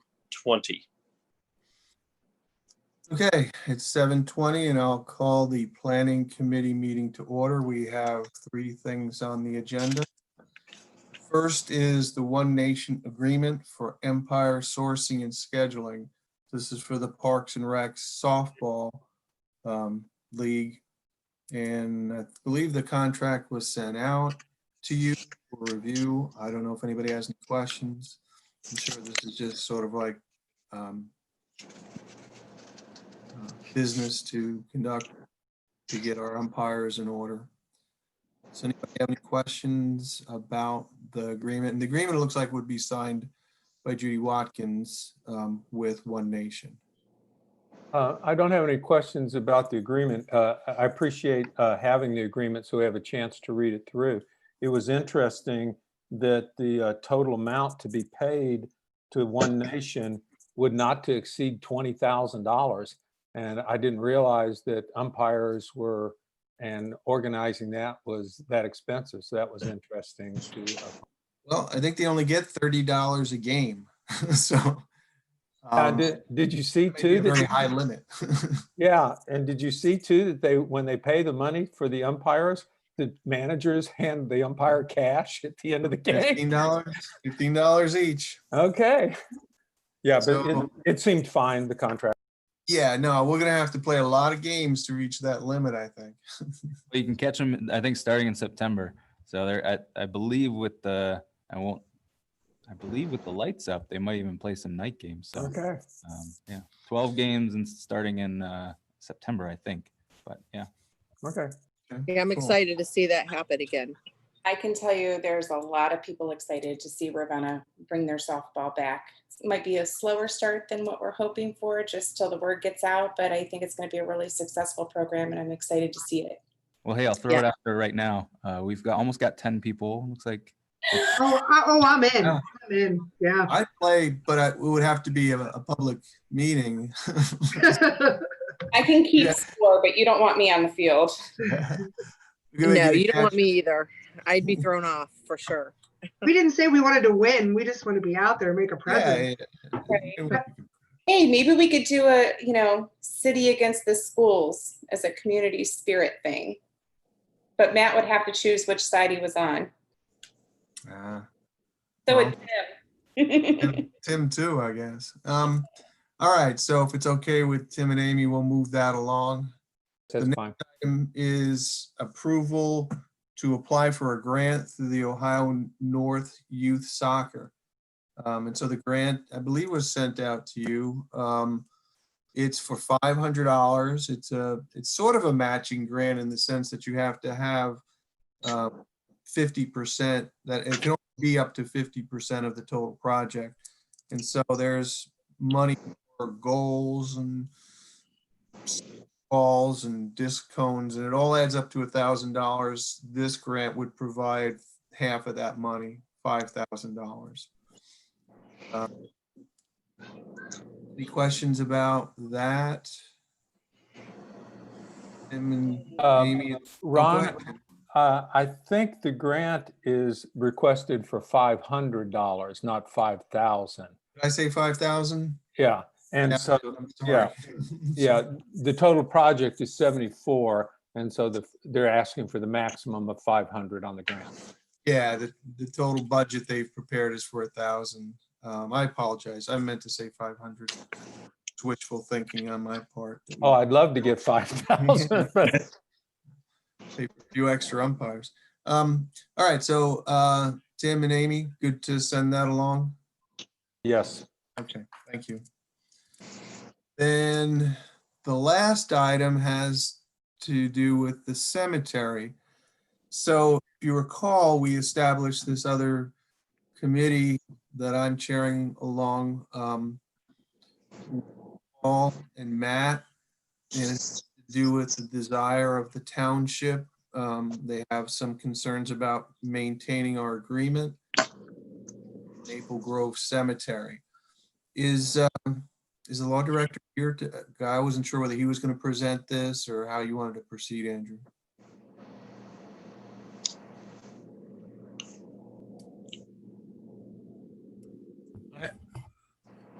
Rob, I am here. Thank you. Oh, okay. Go ahead, Mr. Semino. Thank you. Well, I believe I've sent a letter off to you that included an Attorney General's opinion. And there is a statute that applies to this situation. And the Attorney General was responding to a request from a municipality where a municipality and a township had formed a union cemetery. Now, just on background on this, back in 1995, the township sued the city, indicating that the city was surrounding the cemetery, the property of this municipality. And as a result of that, the city is responsible for the maintenance of the cemetery. So that was in court. Judge Cainrad in 1995 rendered a decision that said that because the city, in fact, the incorporated area of the city surrounded Maple Grove Cemetery, that the city was responsible or took ownership of basically of the cemetery. The second provision of the decision was that as a result of that, the city was then fully responsible for the maintenance of the cemetery. Well, what then happened was subsequently the township approached the city, or I'm not quite sure exactly who made the first step, but a union cemetery was formed. And that union cemetery was the city and Ravenna Township. And as a result of that, there was a sharing of the costs associated with the maintenance of Maple Grove Cemetery between the city and the township. And initially, it was 1/3 to the township, 2/3 to the city. And I believe that there were then 3 members, because we were at 2/3 and they were at 1/3. We had 2 members of the board, and they had 1. You know, I think the statute may not quite be the same. It seems as though each entity would have 1 vote, but that could create problems as far as a tie. But at any rate, there were 3, and that had continued on until we received the letter from Chad Murdoch. I guess the issue, when I spoke with the mayor a little bit, was that apparently the township is providing more funding. And although they have not equaled the amount of funding that the city provides, they're getting closer. And there is, some issue regarding the fact that they don't have more of a say, perhaps. I guess I honestly don't know that, but that could be an issue. The second issue, I guess, with them is that they now are required to take over the Lakeview Cemetery because of the fiascos that occurred out there, and they now are operating that cemetery. So there's certainly the possibility that they feel as though they're having a greater burden, in that regard than they care to handle. I would indicate to you again that the letter from Chad Murdoch set forth in the very first sentence. It talked about the fact that the township was approaching the city and understanding that they could do nothing without the city consenting to their withdrawing from the Union Cemetery. If the city does not consent to it, they do not have the ability to withdraw from that. And I believe that that was what Chad had put into the letter, along with the idea that there would be a 3-year phase out, I guess, where they would pay initially their obligations for perhaps the first 2 years. I don't specifically recall, a lesser amount in the 3rd year. And then they would indicate that they would wish that they are no longer a part of the Union Cemetery, which would then, mean that there is no Union Cemetery. However, the bottom line to it is that this cannot happen. And I believe the Attorney General's opinion that I sent to you specifically indicated that it is only with the consent of the members, the other members of the Union Cemetery, whether they be townships or municipalities. In our case, it's just the municipality of Ravenna, that without their consent, they have no ability to withdraw from that pursuant to the statute and the Attorney General's interpretation of the statute. So I think that's pretty much what is on the table to this point in time. The only thing that I did reference in my letter was the fact that there is also a provision where both the township and the city can get together and form a separate taxing cemetery district, perhaps, that then has the ability to levy millage on property, and obviously property in the township and in the city. And that could then be a source of revenue that would be whatever would come in, the auditor, treasurer would forward a check based upon whatever that millage would bring in directly to the cemetery board. It did not go to the township, did not go to the city. It went directly to the board, and they would then utilize those funds for the operation of the cemetery.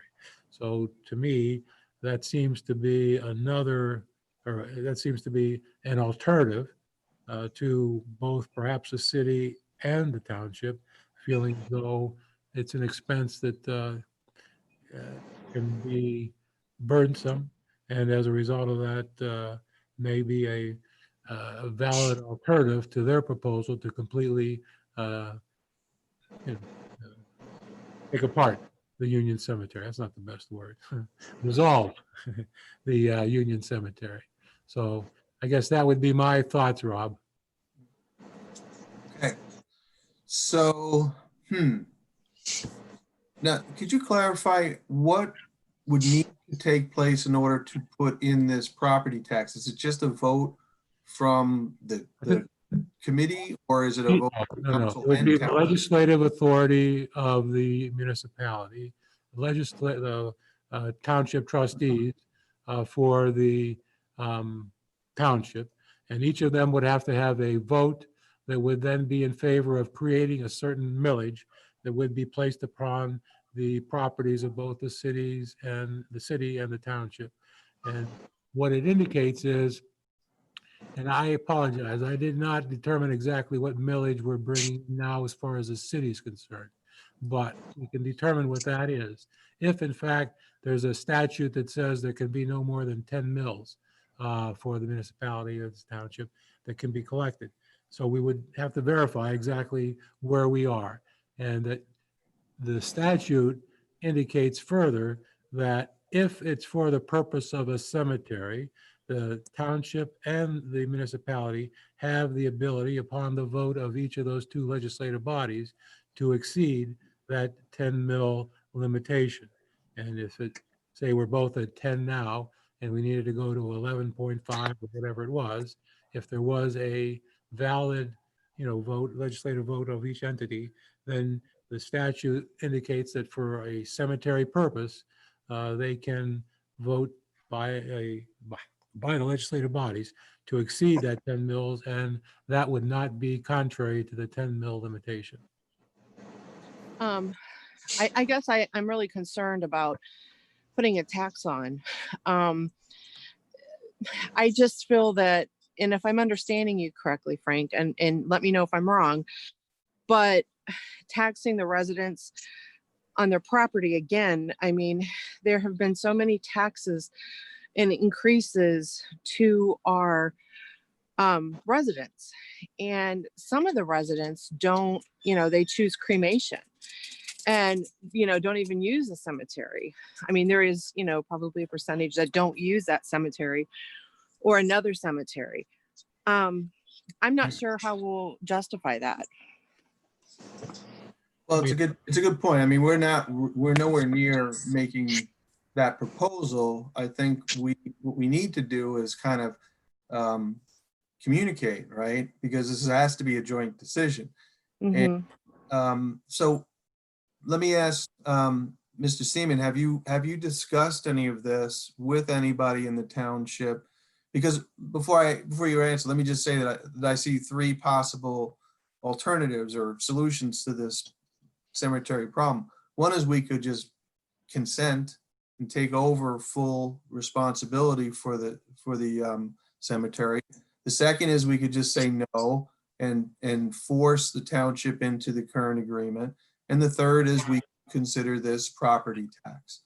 I don't know if there's any other solution really in the making, but Mayor, have you communicated at all with No, the there's been no serious talk by me with anybody on that. If I may interject, Chad Murdoch is the attorney who represents the township, and I had been in contact with him. He contacted me wanting to know whether or not we had made any determinations.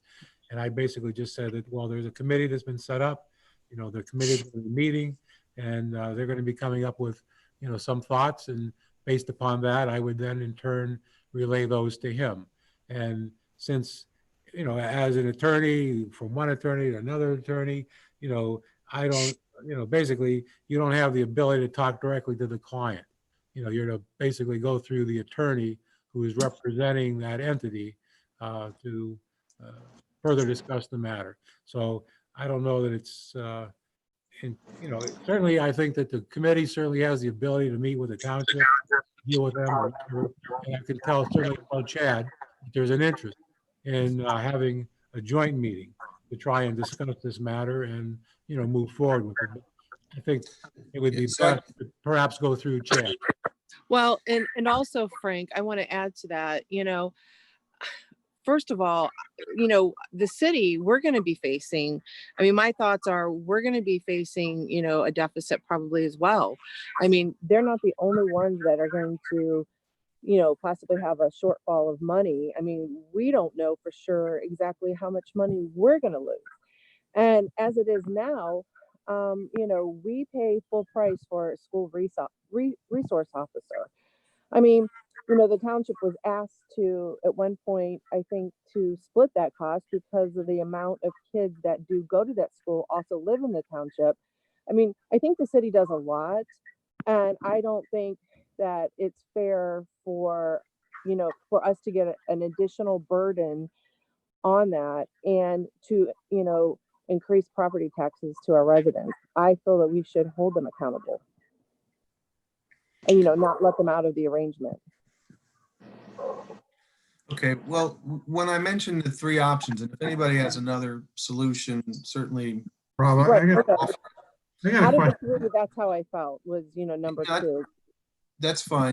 I get it. But what I was going to say is out of the three solutions, the only one that we really need to communicate and work with the township on is the possible tax. The other two are completely fresh since we have the ability to consent or not consent to what they're proposing.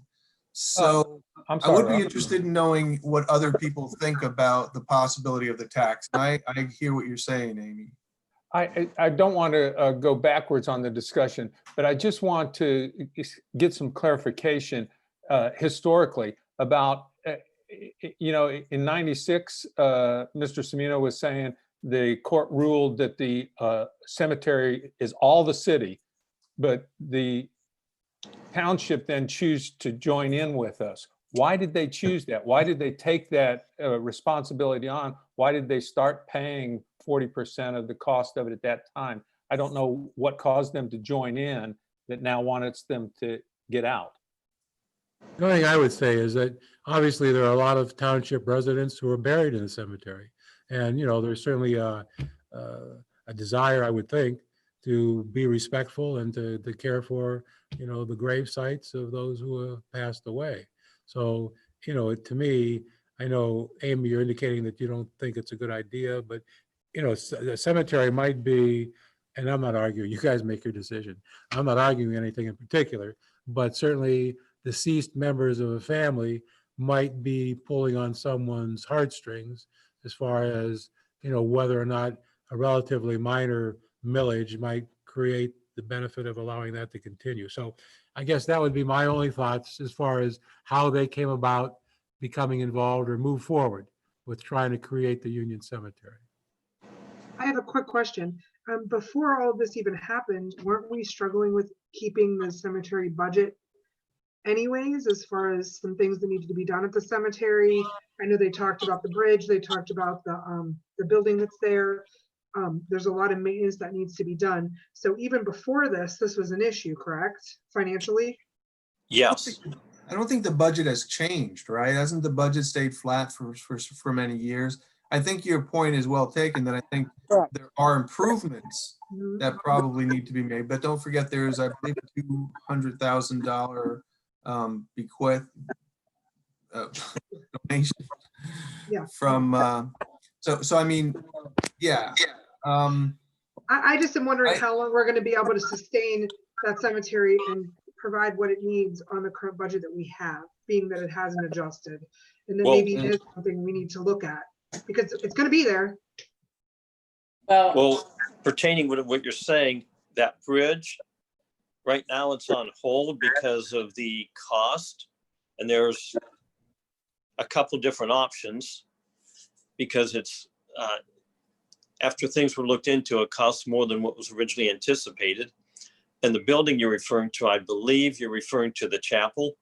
Correct. Okay, I just want to make sure I understood properly. Well, nothing has been done with that for some time. because that is a huge major project. Because if you look inside of it, you'd really see how, I'm gonna say devastating it is. Because it's from the top to the bottom, the foundation, there are very nice windows that probably should be replaced about the same as they are. And those are put on hold because of the extreme cost. Nobody wants to see the bridge or the chapel taken down. I mean, no one suggested that, but they really do need fixed to be hopefully put back to their original condition. And there hasn't been a real increase of money going to the cemetery from either side. I was told going back to 96. So, yeah, when you think about deferred maintenance, right? We don't have the funding and it's only going to get more expensive. So I do want to get some sense, as we move forward, number one, what should the process be? Should we engage with the township and maybe have a discussion about what their thoughts are on the property tax issue? But before we get to even that, what do other people on council think? I mean, if there's no will to impose a property tax at this point, then I'm not sure what other discussions are going to be all that valuable with the township, unless we decide to let them off the hook. Because if we do, we want to do that in a managed way over at least the 3-year period they proposed. But if we're doing as Amy would suggest, just hold them to the agreement, we don't really have to have any more discussions, right? We just That's correct. No thanks. We'll keep things the way they are. So, but I think the only variable that is at play here is what people think about the property tax, because that solves a bunch of problems, including what Christina just brought up, that maybe we have another source of revenue where we could get the things done that really need to be done. And I'll mention something else pertaining to what you said in Amy's comment. Cremations have started to be increasing the last 3-4 years, especially. Some people bury the ashes in a cemetery. A lot of people take them home. Some people spread them out at a cherished location. So that's a variable. I know Amy mentioned,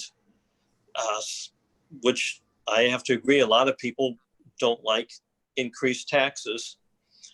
And just one thing to consider, but I'm positive that cremations have risen quite a bit. Well, for go ahead, a number of reasons. I mean, a tax like this on property, I mean, there certainly can be argued that there are equity issues. I mean, a lot of people never plan to have kids. Some people move into an area and own property, and their kids are grown up, so they don't have the advantage of that. There may be other things, parks and recs.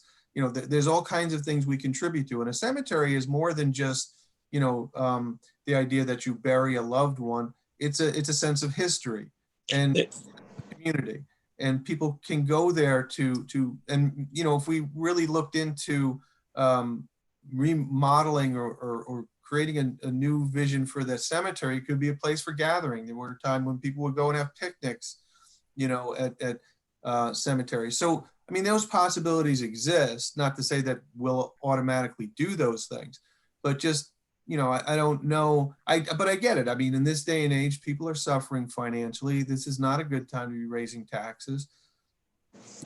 But, what do other people think? I mean, is everyone opposed to it? I have a couple thoughts on it, Mr. Karras. The information that Chad Murdoch sent us from the township had some analysis there about how much they're paying and how their percentage has gone up on their paying, et cetera. But my thought as I read it was, that's an obligation that they have, and just saying, I don't have the money right now is an easy way to get out of your obligation. I mean, we don't say when we are having trouble paying our bills, oh, I don't want to pay my bill anymore. So I was just concerned about the whole way in which it was presented, that we can't afford it to let us out. And the fact that we don't have to let them out, I think is important. to the point of the tax for it, I think we should be spending more money on the cemetery. I think the cemetery should be fixed up even more. I think that there's a lot that we could do with it. But at this particular time, I don't know if this moment is the right moment to put on an additional levy, even as small as it might be. But I would certainly be in favor of it in the future, in addition to the money that the township will continue to pay us as they stay in the joint cemetery board. Right. I agree with you, Dr. Calfee.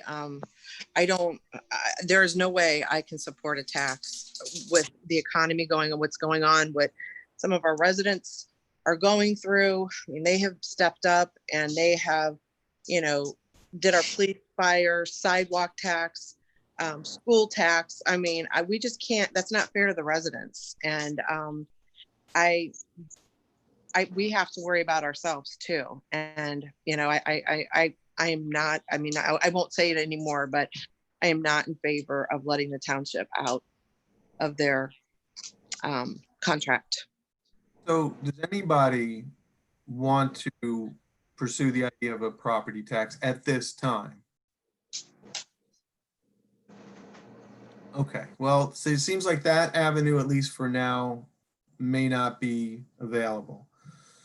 I guess the question is, and I'll ask the mayor this, do you see any benefit in reaching out to the township just as a gesture of goodwill to communicate with them to let them know we're not going to change the arrangement? Or what is your opinion about letting them off the hook? I mean, Did anyone? I think I'm sorry.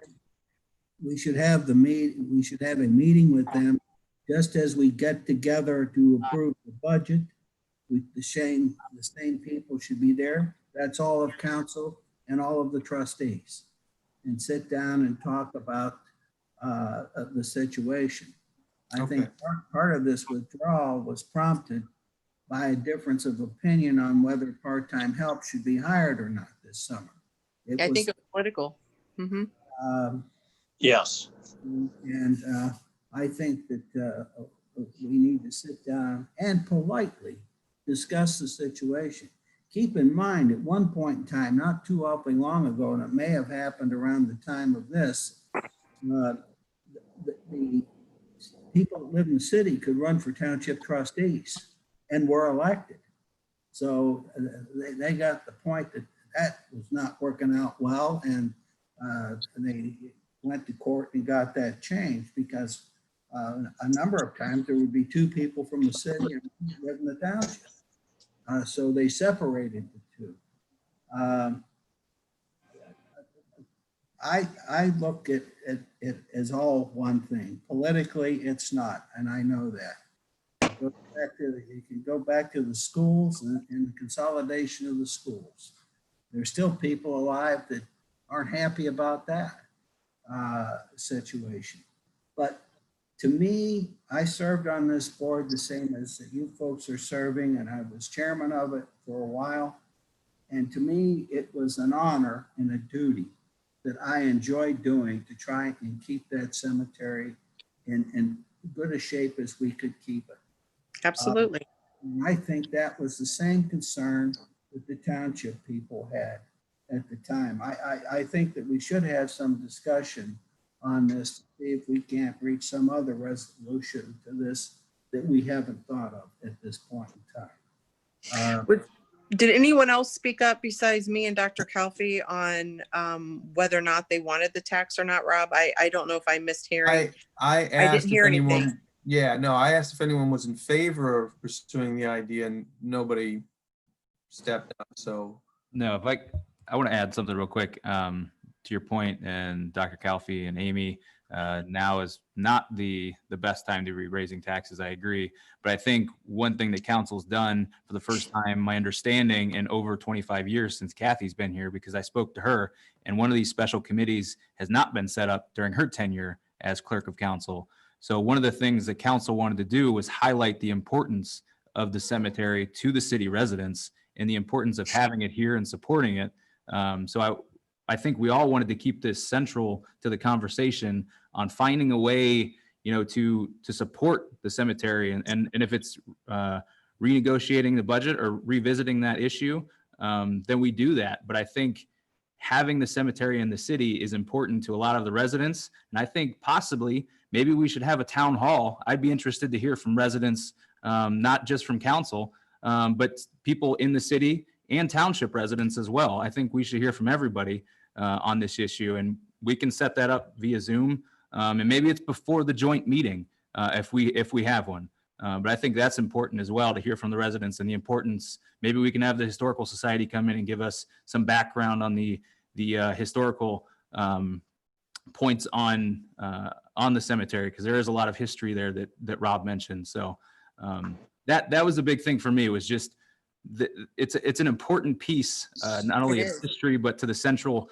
point of our city, having that cemetery here. So highlighting that with this committee and having those three special council members a part of the conversation and leading the conversation, I think is important for all of us here in the city. So I think that we should have the conversation sooner rather than later. And I don't know if that's the mayor leading the conversation or if it's council reaching out just to start the joint meeting. We can certainly do that.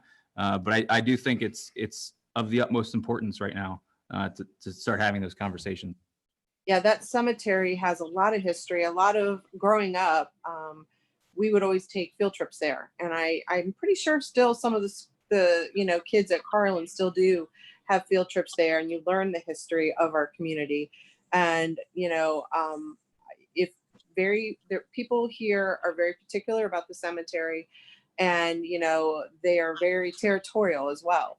And so I agree on getting feedback from the community, because that cemetery, people watch it like a hawk.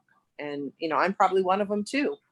If I'm up there, if I see something, because a lot of our loved ones are there, and our history of Ravenna is there too. Rob, if I may. Go ahead. Yes. I'd be happy. I mean, I do feel an obligation to get back to Chad with a response.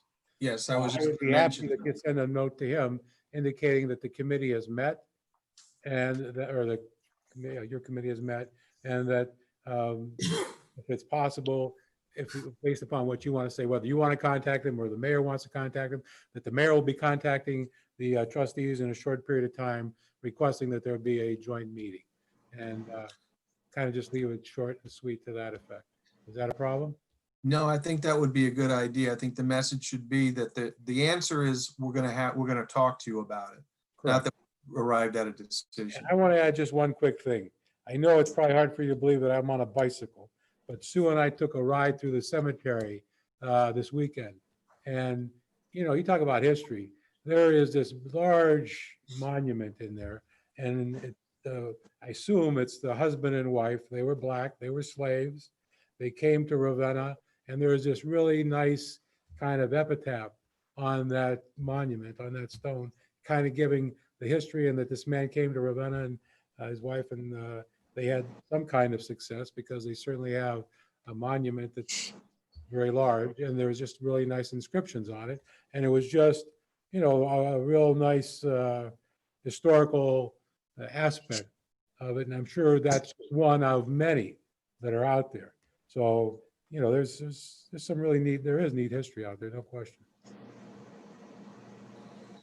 All right, so the plan going forward is perhaps twofold. One, to set up a meeting with the township like we normally do annually to discuss the budget and approve the budget, only to discuss the contract and how we might come to a resolution to their concerns.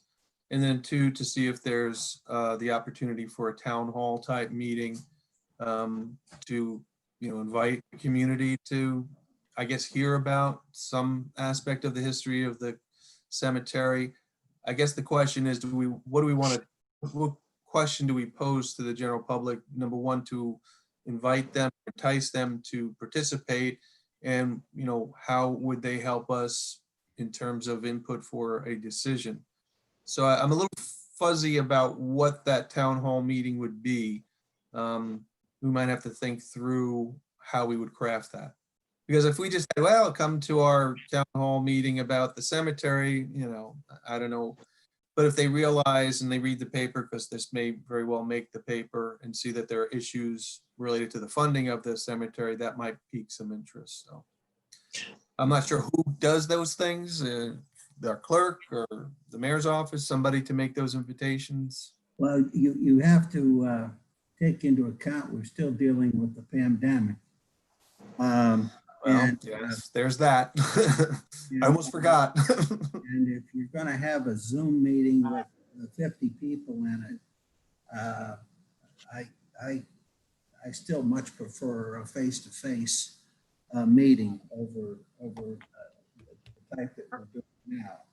Are we able to do a Facebook Live or something like that? Well, but that's not going to provide any input. That's a one-way. What about is the cemetery Well, itself? Facebook Live does do input. You can communicate back and forth on a Facebook Live. Yeah, or I mean, being No. outside at the cemetery, maybe at the front area where people can have distance. Well, I think there is currently still the 10, limit of 10 people to a meeting. So I don't know that we could actually do that, even if it's outside. I don't know if there are any exceptions. Especially with the spike that's going on right now. Because we need to talk with the trustees as soon as we can with that. But I think we need to, the reason I do like the idea of the town hall type of meeting is we thought the way we were going to be able to get that chapel taken care of was with donations. And quite honestly, we had people that had made a commitment, and they did get money for the cemetery, but most of that is being spent on a landscape plan and the purchase of some trees and things that's going to take place. But then they were going to move for fundraisers to the chapel. And of course, then we lost Mr. Schaefer, who was highly committed to that. And the way things have lined up, that's on the back burner right now. But I think that we have people in town that would see the value in this and want that particular building historically restored. It's a vital part of the cemetery. I think if you don't mind, I'll go ahead and call and talk to them. I'll work with Chelsea to see when they're available for a meeting. And then it comes down to a question again. Are you going to do that with Zoom? Or are we going to, we're talking about 7, 8, 9, 10, 11, 12 people. You're going to be past 10. Although the City Hall Council room, you can get the spatial distance that you need with that number. That's possible. But then there would not, that meeting would not be able to bring people that wanted to observe. But I think initially, we rarely have anybody there when we do the budget. I think some initial conversation we need to have to see where this is at. There is a fourth alternative. That's they can sue us. So, well, according to Mrs. Semino, there's nothing for them to sue us about. Well, Exactly. I hope he's right, but usually $20 and a lawyer, they can file whatever they want. But Mayor, please don't cast aspersions on the legal profession. No. Well, I know you wouldn't do it for 20, Frank. Listen, Mayor, the only thing I would say is I feel responsible to get back to Chad with the idea simply that you'll be contacting the trustees about getting together. So Yes, I would yes. like to do that first, and then you take the ball and roll with it. Run. Okay, you let me know when you're done. So yeah, let's go forward with the meeting, the joint meeting. I think we're just going to have to figure out the town hall approach, and that may be something to follow.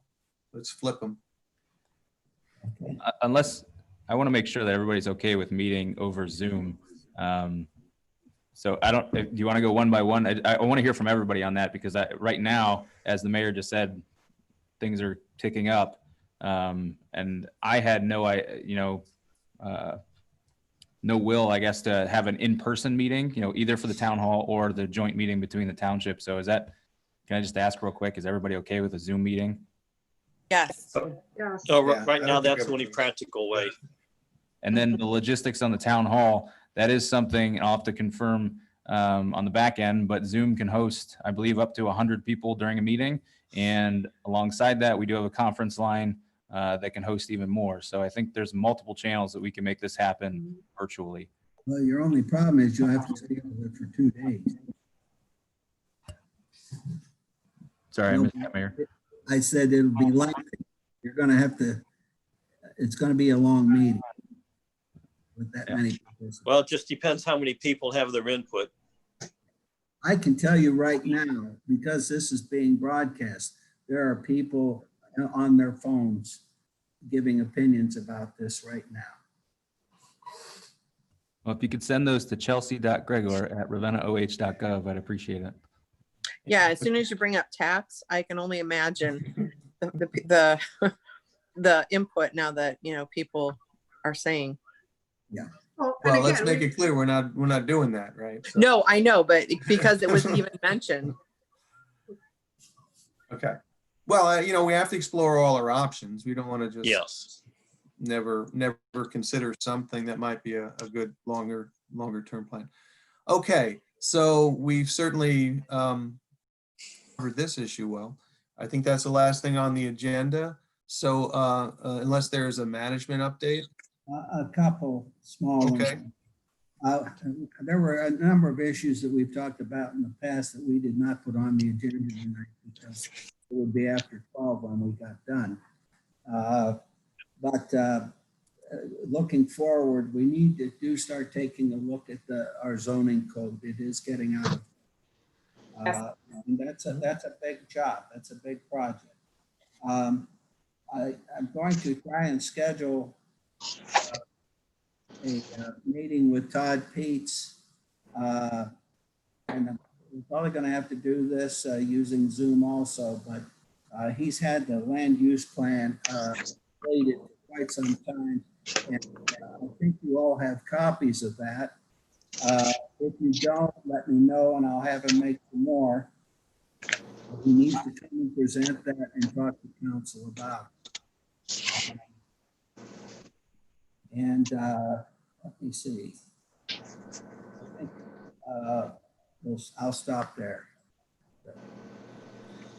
Thank you. Okay, so at 8:04, I will call the committee meeting adjourned. All right, then at 8:04, I'll call the Community and Economic Development Committee to order. One thing on the agenda is the riparian setback for the Menards project. The Planning Commission met on Tuesday. Interesting, the Menards project, the way that it works is that they're trying to squeeze this project into 13 less acres than they typically do. So they need every tiny space available. And they've done a really great job with kind of working it into the space. So Patrick, if you want to go ahead and kind of share. Yeah. The plan that they submitted, I believe they provided a variance narrative that you were all provided a copy of. They have about just over 1 acre of land that they're proposing to develop that is within what would be considered a riparian setback ordinance.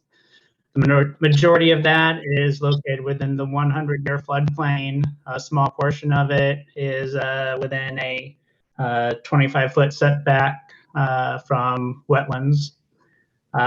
So the area that is being proposed at is kind of on the southern portion of the site. Across from the stream, they have a truck parking area that's primarily gravel.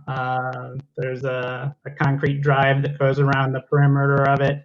A very small portion of the concrete drive would be within the riparian setback. The majority of the riparian setback development is taken up by gravel parking area. So the majority of the area being gravel, allows for some infiltration into the ground. They're not raising the grade in that area, so they won't be providing. They won't be worsening any flood related damages along the riparian corridor there. The setback ordinance grants Ravenna City Council the authority to grant a variance to this regulation. They meet all the requirements that are outlined therein, and the city engineering department supports the ordinance variance.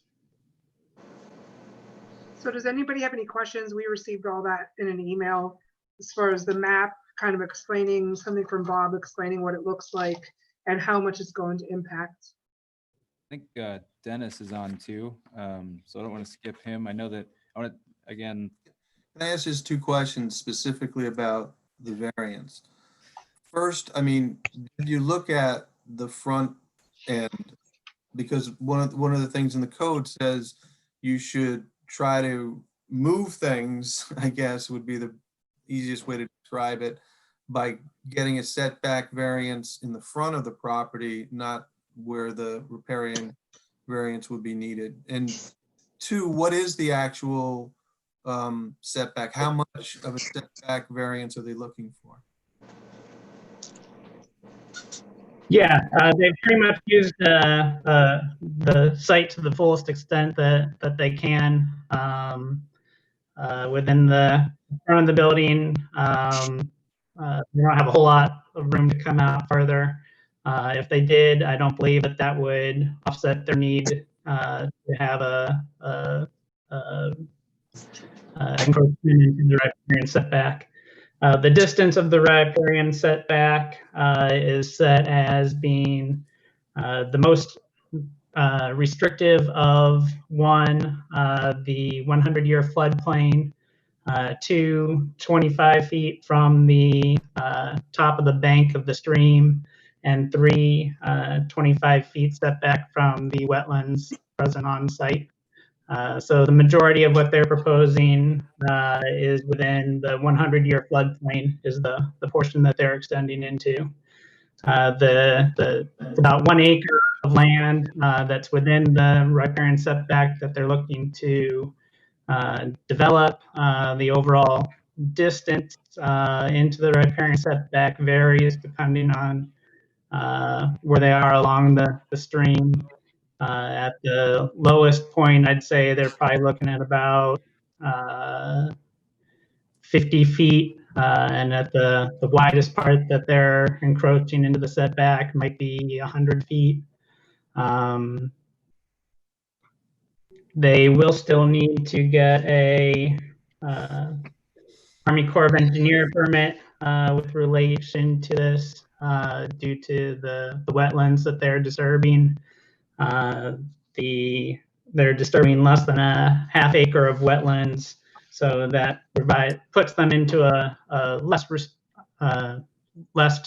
stringent permit that they need from the Corps of Engineers that they should be able to get, and just need to provide notification to the Corps to invite them to the construction meeting.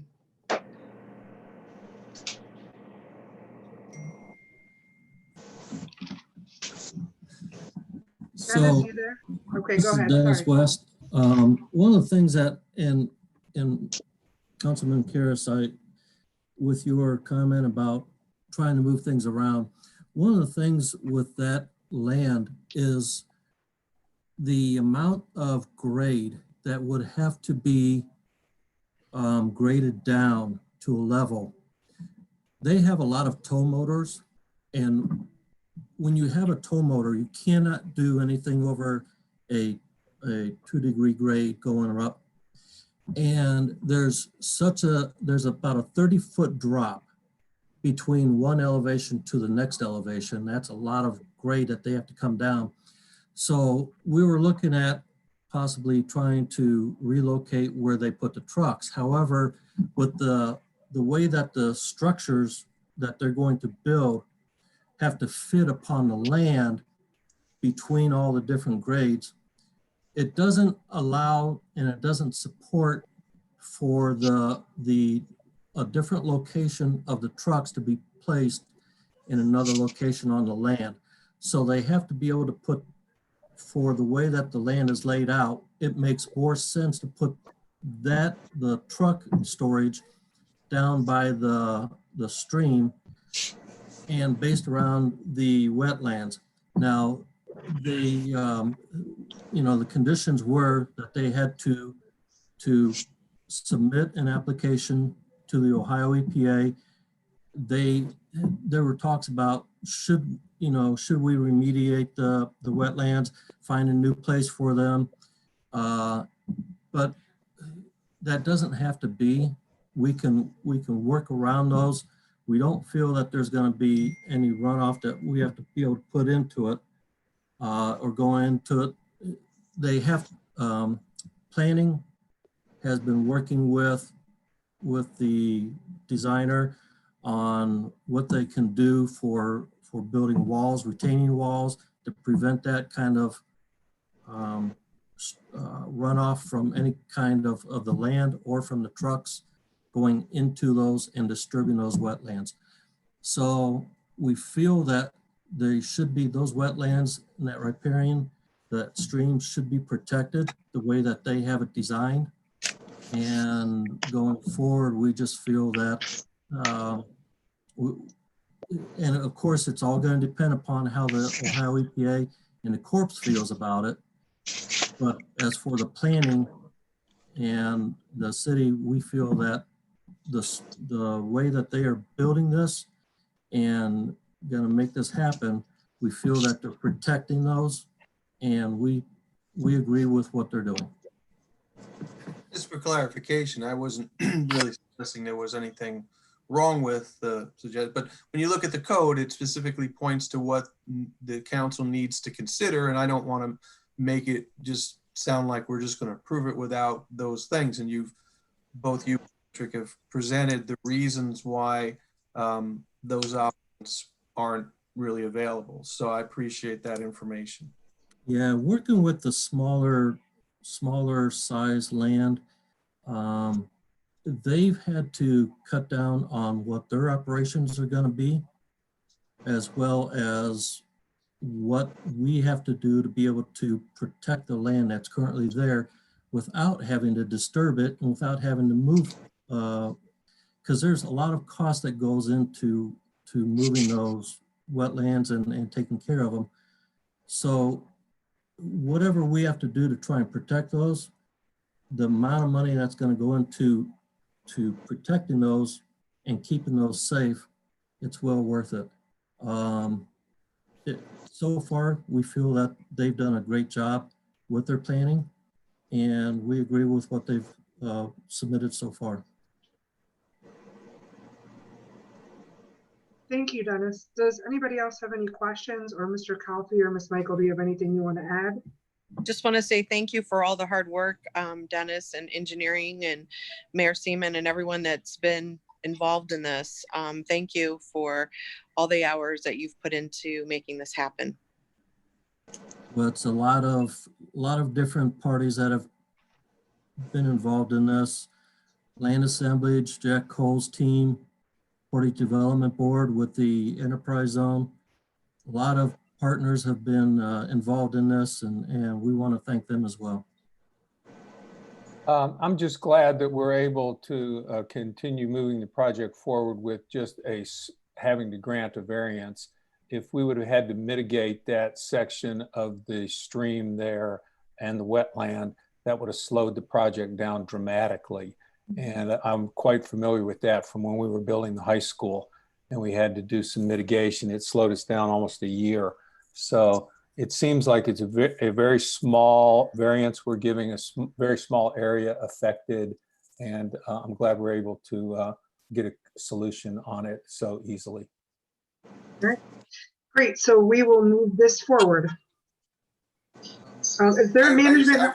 Before you do that, I just had one other question, and it's really from a resident in my ward, and that has to do with the relative location for the well, where the rail is in comparison or relation to the hike and bike trail. And if there's going to be a lot more traffic on that rail, are there safeguards? Are there concerns about safety for people who make use of the trail? And what considerations there are for that? I know that doesn't have anything to do with the riparian variance, but I did want to bring it up because someone in my ward brought it up to me. It was mentioned during planning commission. Someone did ask that. Dennis, do you remember how many, I think they said once a week possibly, they would be bringing in something on the rail? There's approximately 240 cars per year that will be used on that rail brought into the site. There'll be about 4 cars per day, somewhere around there, that will be brought in. The hike and bike trail will be taken care of. Part of the hike and bike trail will have to be elevated in order to meet the grade of the rail, as well as crossing guards will be installed for the pedestrian crossing of the hike and bike trail. Thank you. Very good. All right, anybody else? All right, so we have a management update for community and economic development. Just a couple of things. Number one, and you've already mentioned this, the Ravenna Planning Commission did pass the site plan for this particular project. The other thing I wanted you to know that Ray Harner is still, with his property is always trying to move forward with that. And last Wednesday, they opened the transloading facility up there.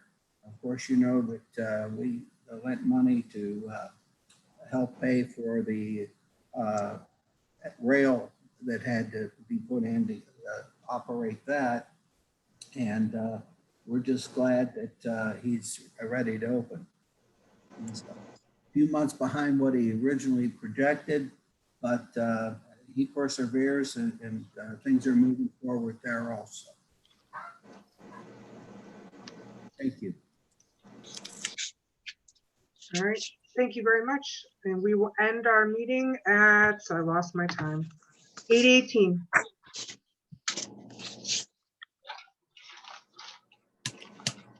Okay, we'll call the Information Systems Committee to meeting, sorry, I'm just all kinds of jumbled tonight. We're gonna call it to order at 8:18 p.m. We have the Quality IP contract renewal on the agenda. And I know we've talked about this a lot of discussions and questions hopefully have been somewhat answered. I know you had some questions. Did you get answers to what you were looking for, or is there anything else we can do? So my only question has always been, the bidding limit, whether it's, I don't know if we have a definitive answer. It's difficult. I don't know, is Mr. Semino still around? I don't know if he wanted to weigh in. I know he hasn't had a whole lot of time to look into it, but there is an exception for bidding for personal services, and whether or not this qualifies, I think is a question. I know that this is not something we can belabor, the contract's up and that kind of thing. But, for future consideration of these things, I think it's always important that we determine whether or not this should go through a competitive process. And one of the arguments I always make is, even if it's not required, I think at times the city needs to engage more than just one company, especially if it's just the company that's already been doing the work, to keep, well, I don't want to say keep them honest, but to make sure we're getting a fair competitive price. And if we have, even if we don't send it out to a bid, but if we entertain 2 or 3 proposals from different companies like Quality IP, then I think we have a better sense of whether or not this is a fair process. I'm not questioning the work Quality IP has done or the state of technology at the city. I think it's a process issue that I think we always have to keep our eye on, because of what I've said in council meetings in the past is the longer we engage in a single company like this, the harder it is to get out of it. And so I just want to make sure we're exercising all the possible options we have available to us. And one other thing with Rob's comment is that it always made me wonder why things like this are brought up right at the very end when they expire instead of, as an example, a month or two previous. That way, if there is discussion of this, or if there is concern to look into another company or compare prices, either way, there would be time to do so. And I've seen this happen before, and that was a concern. And just going along with Rob's comments. I agree with, I do agree that it would be nice to have things a little bit sooner so that we can review them. And I don't just mean the quotes, I'm across the board on that. I think that, you know, it would be nice for us to be able to have more discussions much earlier so that things don't seem to be as emergent. But I am going to deflect to Mr. Huff because he's done a lot of research on the renewal of the contract and the numbers. And then I also want to hear from Mr. Seaman too, just because of his experience with all of this. Yeah, and I agree. I mean, I haven't been looking into this, but I have not worked with Quality IP here for a very long period of time. But I also do work with them at Ken as well, so I can kind of speak to that experience probably even more than here. You know, we did meet with Ryan Markham. He's the CEO of the company back in May. He came in and talked to us management, Mayor, myself, Kay, and others. He presented some of these options and where we're at with the contract. And he initially had asked for a lot more money than what was here. And it was basically said at the time, and I'll let the mayor talk more about that, but you know, there's not a lot of room for increases in the budget at this point, you know, with COVID going on, the taxes and everything. So, you know, he thought about it for a little while and he came back with us and came up with this quote. This quote is only $100 more than what we contracted with them in 2018. So percentage wise, it's about a 1% increase over a 4-year period. So from that standpoint, you know, it was much more attractive to us. And he's actually added on a lot more services than when they first started with us. So, you know, that being the case, and then I was going to, actually, I had it unslated for the last committee meeting, but unfortunately the quote that he had given me was the old quote. And I realized it right when I was about to send it out to everybody. So that's what backed it up to this last committee meeting, because it was the incorrect pricing. There's some incorrect wording on here. So that's kind of why we're at here on the, you know, trying to look at it right now. You know, I would definitely welcome, you know, suggestions if we need to bid this out. As far as wanting to bid it out, yes, definitely a consideration. I mean, had the price not come in, had he not worked with us the way he did, and or we were unsatisfied with their services, and the fact that we're engaged with them in so many new things, not the least of which is the phone system, which is coming, I'm not sure if it's this week or next week, but it'll be up and live. So it was really a tough time to try to consider a new, you know, at least from my perspective, to try to consider a new company. I mean, not to say that in the future we shouldn't be, you know, getting more bids and stuff on this, but from my standpoint, that's what I saw. That combined with the price, I thought, you know, let's try to go with it as is for now.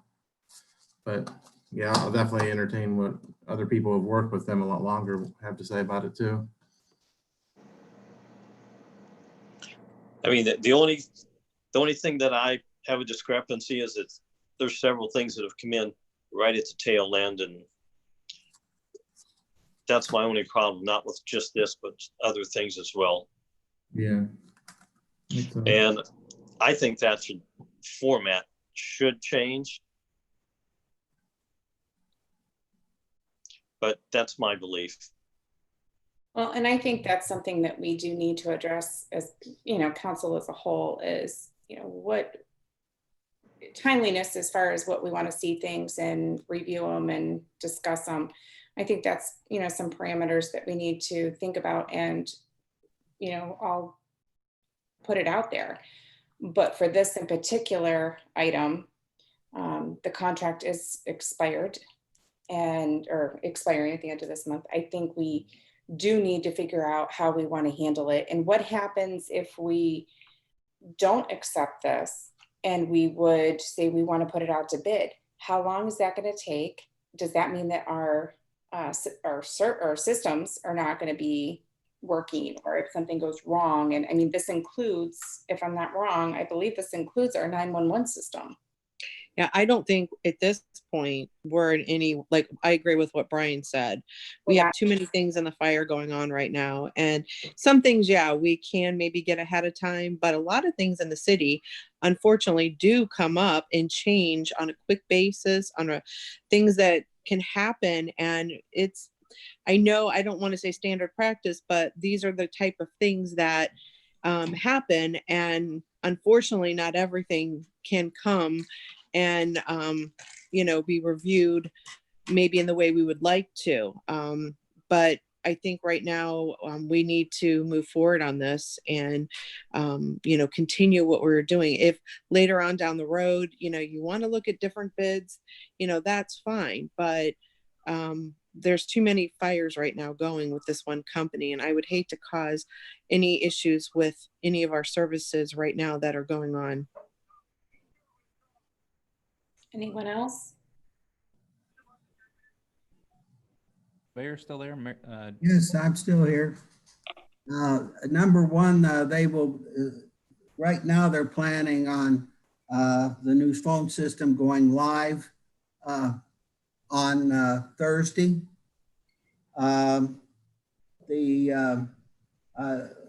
We can work on some of these things with the tardiness of them, but quite honestly, I think it's a good contract that we got. We got them to hold the original contract, and it's still equal to the amount of money we were paying to one person to run the place. That we had a lot of work to do on after the fact. So I recommend that this go ahead and be moved on. But at the same time, I would be quite willing to work with Mrs. Wood and setting up a way to evaluate these things. Part of the problem is it's great to say you want to go ahead and let's bid it out. But I want to know which one of you guys is going to write the specs, because I know I can't. And we can't use the specs like we did the last time, where we take theirs and we end up giving them to the other person to look at. And then they still couldn't come in under when it was all said and done. But we will try to avoid this situation, and we know that it's going to be questioned every time it happens. And I don't have a problem with that. I don't have a problem with that. But you and I need to get together and talk about a way, if we're going to be bidding something like this out, how do we get the specs done? Right. I just want to respond in two ways. One is, I'm questioning whether it's required. I mean, we talk about this as if, well, we'd rather do this than we'd rather do that. I'm not sure, and I'm not saying it is required. I'm just not sure, whether or not it's required. Because if it's required, because it's over $50,000, I agree. Then we have to do it. Yeah. How we come up with the specs and all that other things we have to sort out. But let's put that aside. If we just had a competitive process, we don't necessarily need an RFP. Then we can just invite people to come and give us a quote. So that's another less intrusive process that we could consider. And again, I respect the idea that we don't have a lot of time, and I do. Initially, I wasn't really sure what the old contract said, but in reviewing it, this is a good contract in comparison to the old one. So I don't have any questions about that. Again, this goes back to a process issue, where I think we need to be a little bit more diligent about making sure we're not just investing in one company and not giving a fair and competitive process. So anyway, I'll stop talking. I've said enough. Anybody else have anything? I'm done. What's everybody's? Well, I am on the committee, but I was waiting. in spite of everything I've said, I think we need to move forward. I just want to make sure as time goes by, once again, we take a look at these things and do a better job getting ahead of them. No. We're going to try to get that done, Rob, by working with council. Thank you. I We've appreciate got a that. lot to do. We've got a lot to do. And, Amy, how about you? It's got a thumbs up. Anybody else have anything? If nothing else, we'll move it forward. And I'm calling this meeting adjourned at 8:31. Unless there's a management update. But I think we already got that. I muted it. Tell your dog I still love. We're all done as far as I'm concerned at this point in time. So the only management concern was the fact that they're going live with the phones on Thursday. Okay. Thank you very much, guys. Thank you. Thank you. Have a great night. Have a good Bye. night.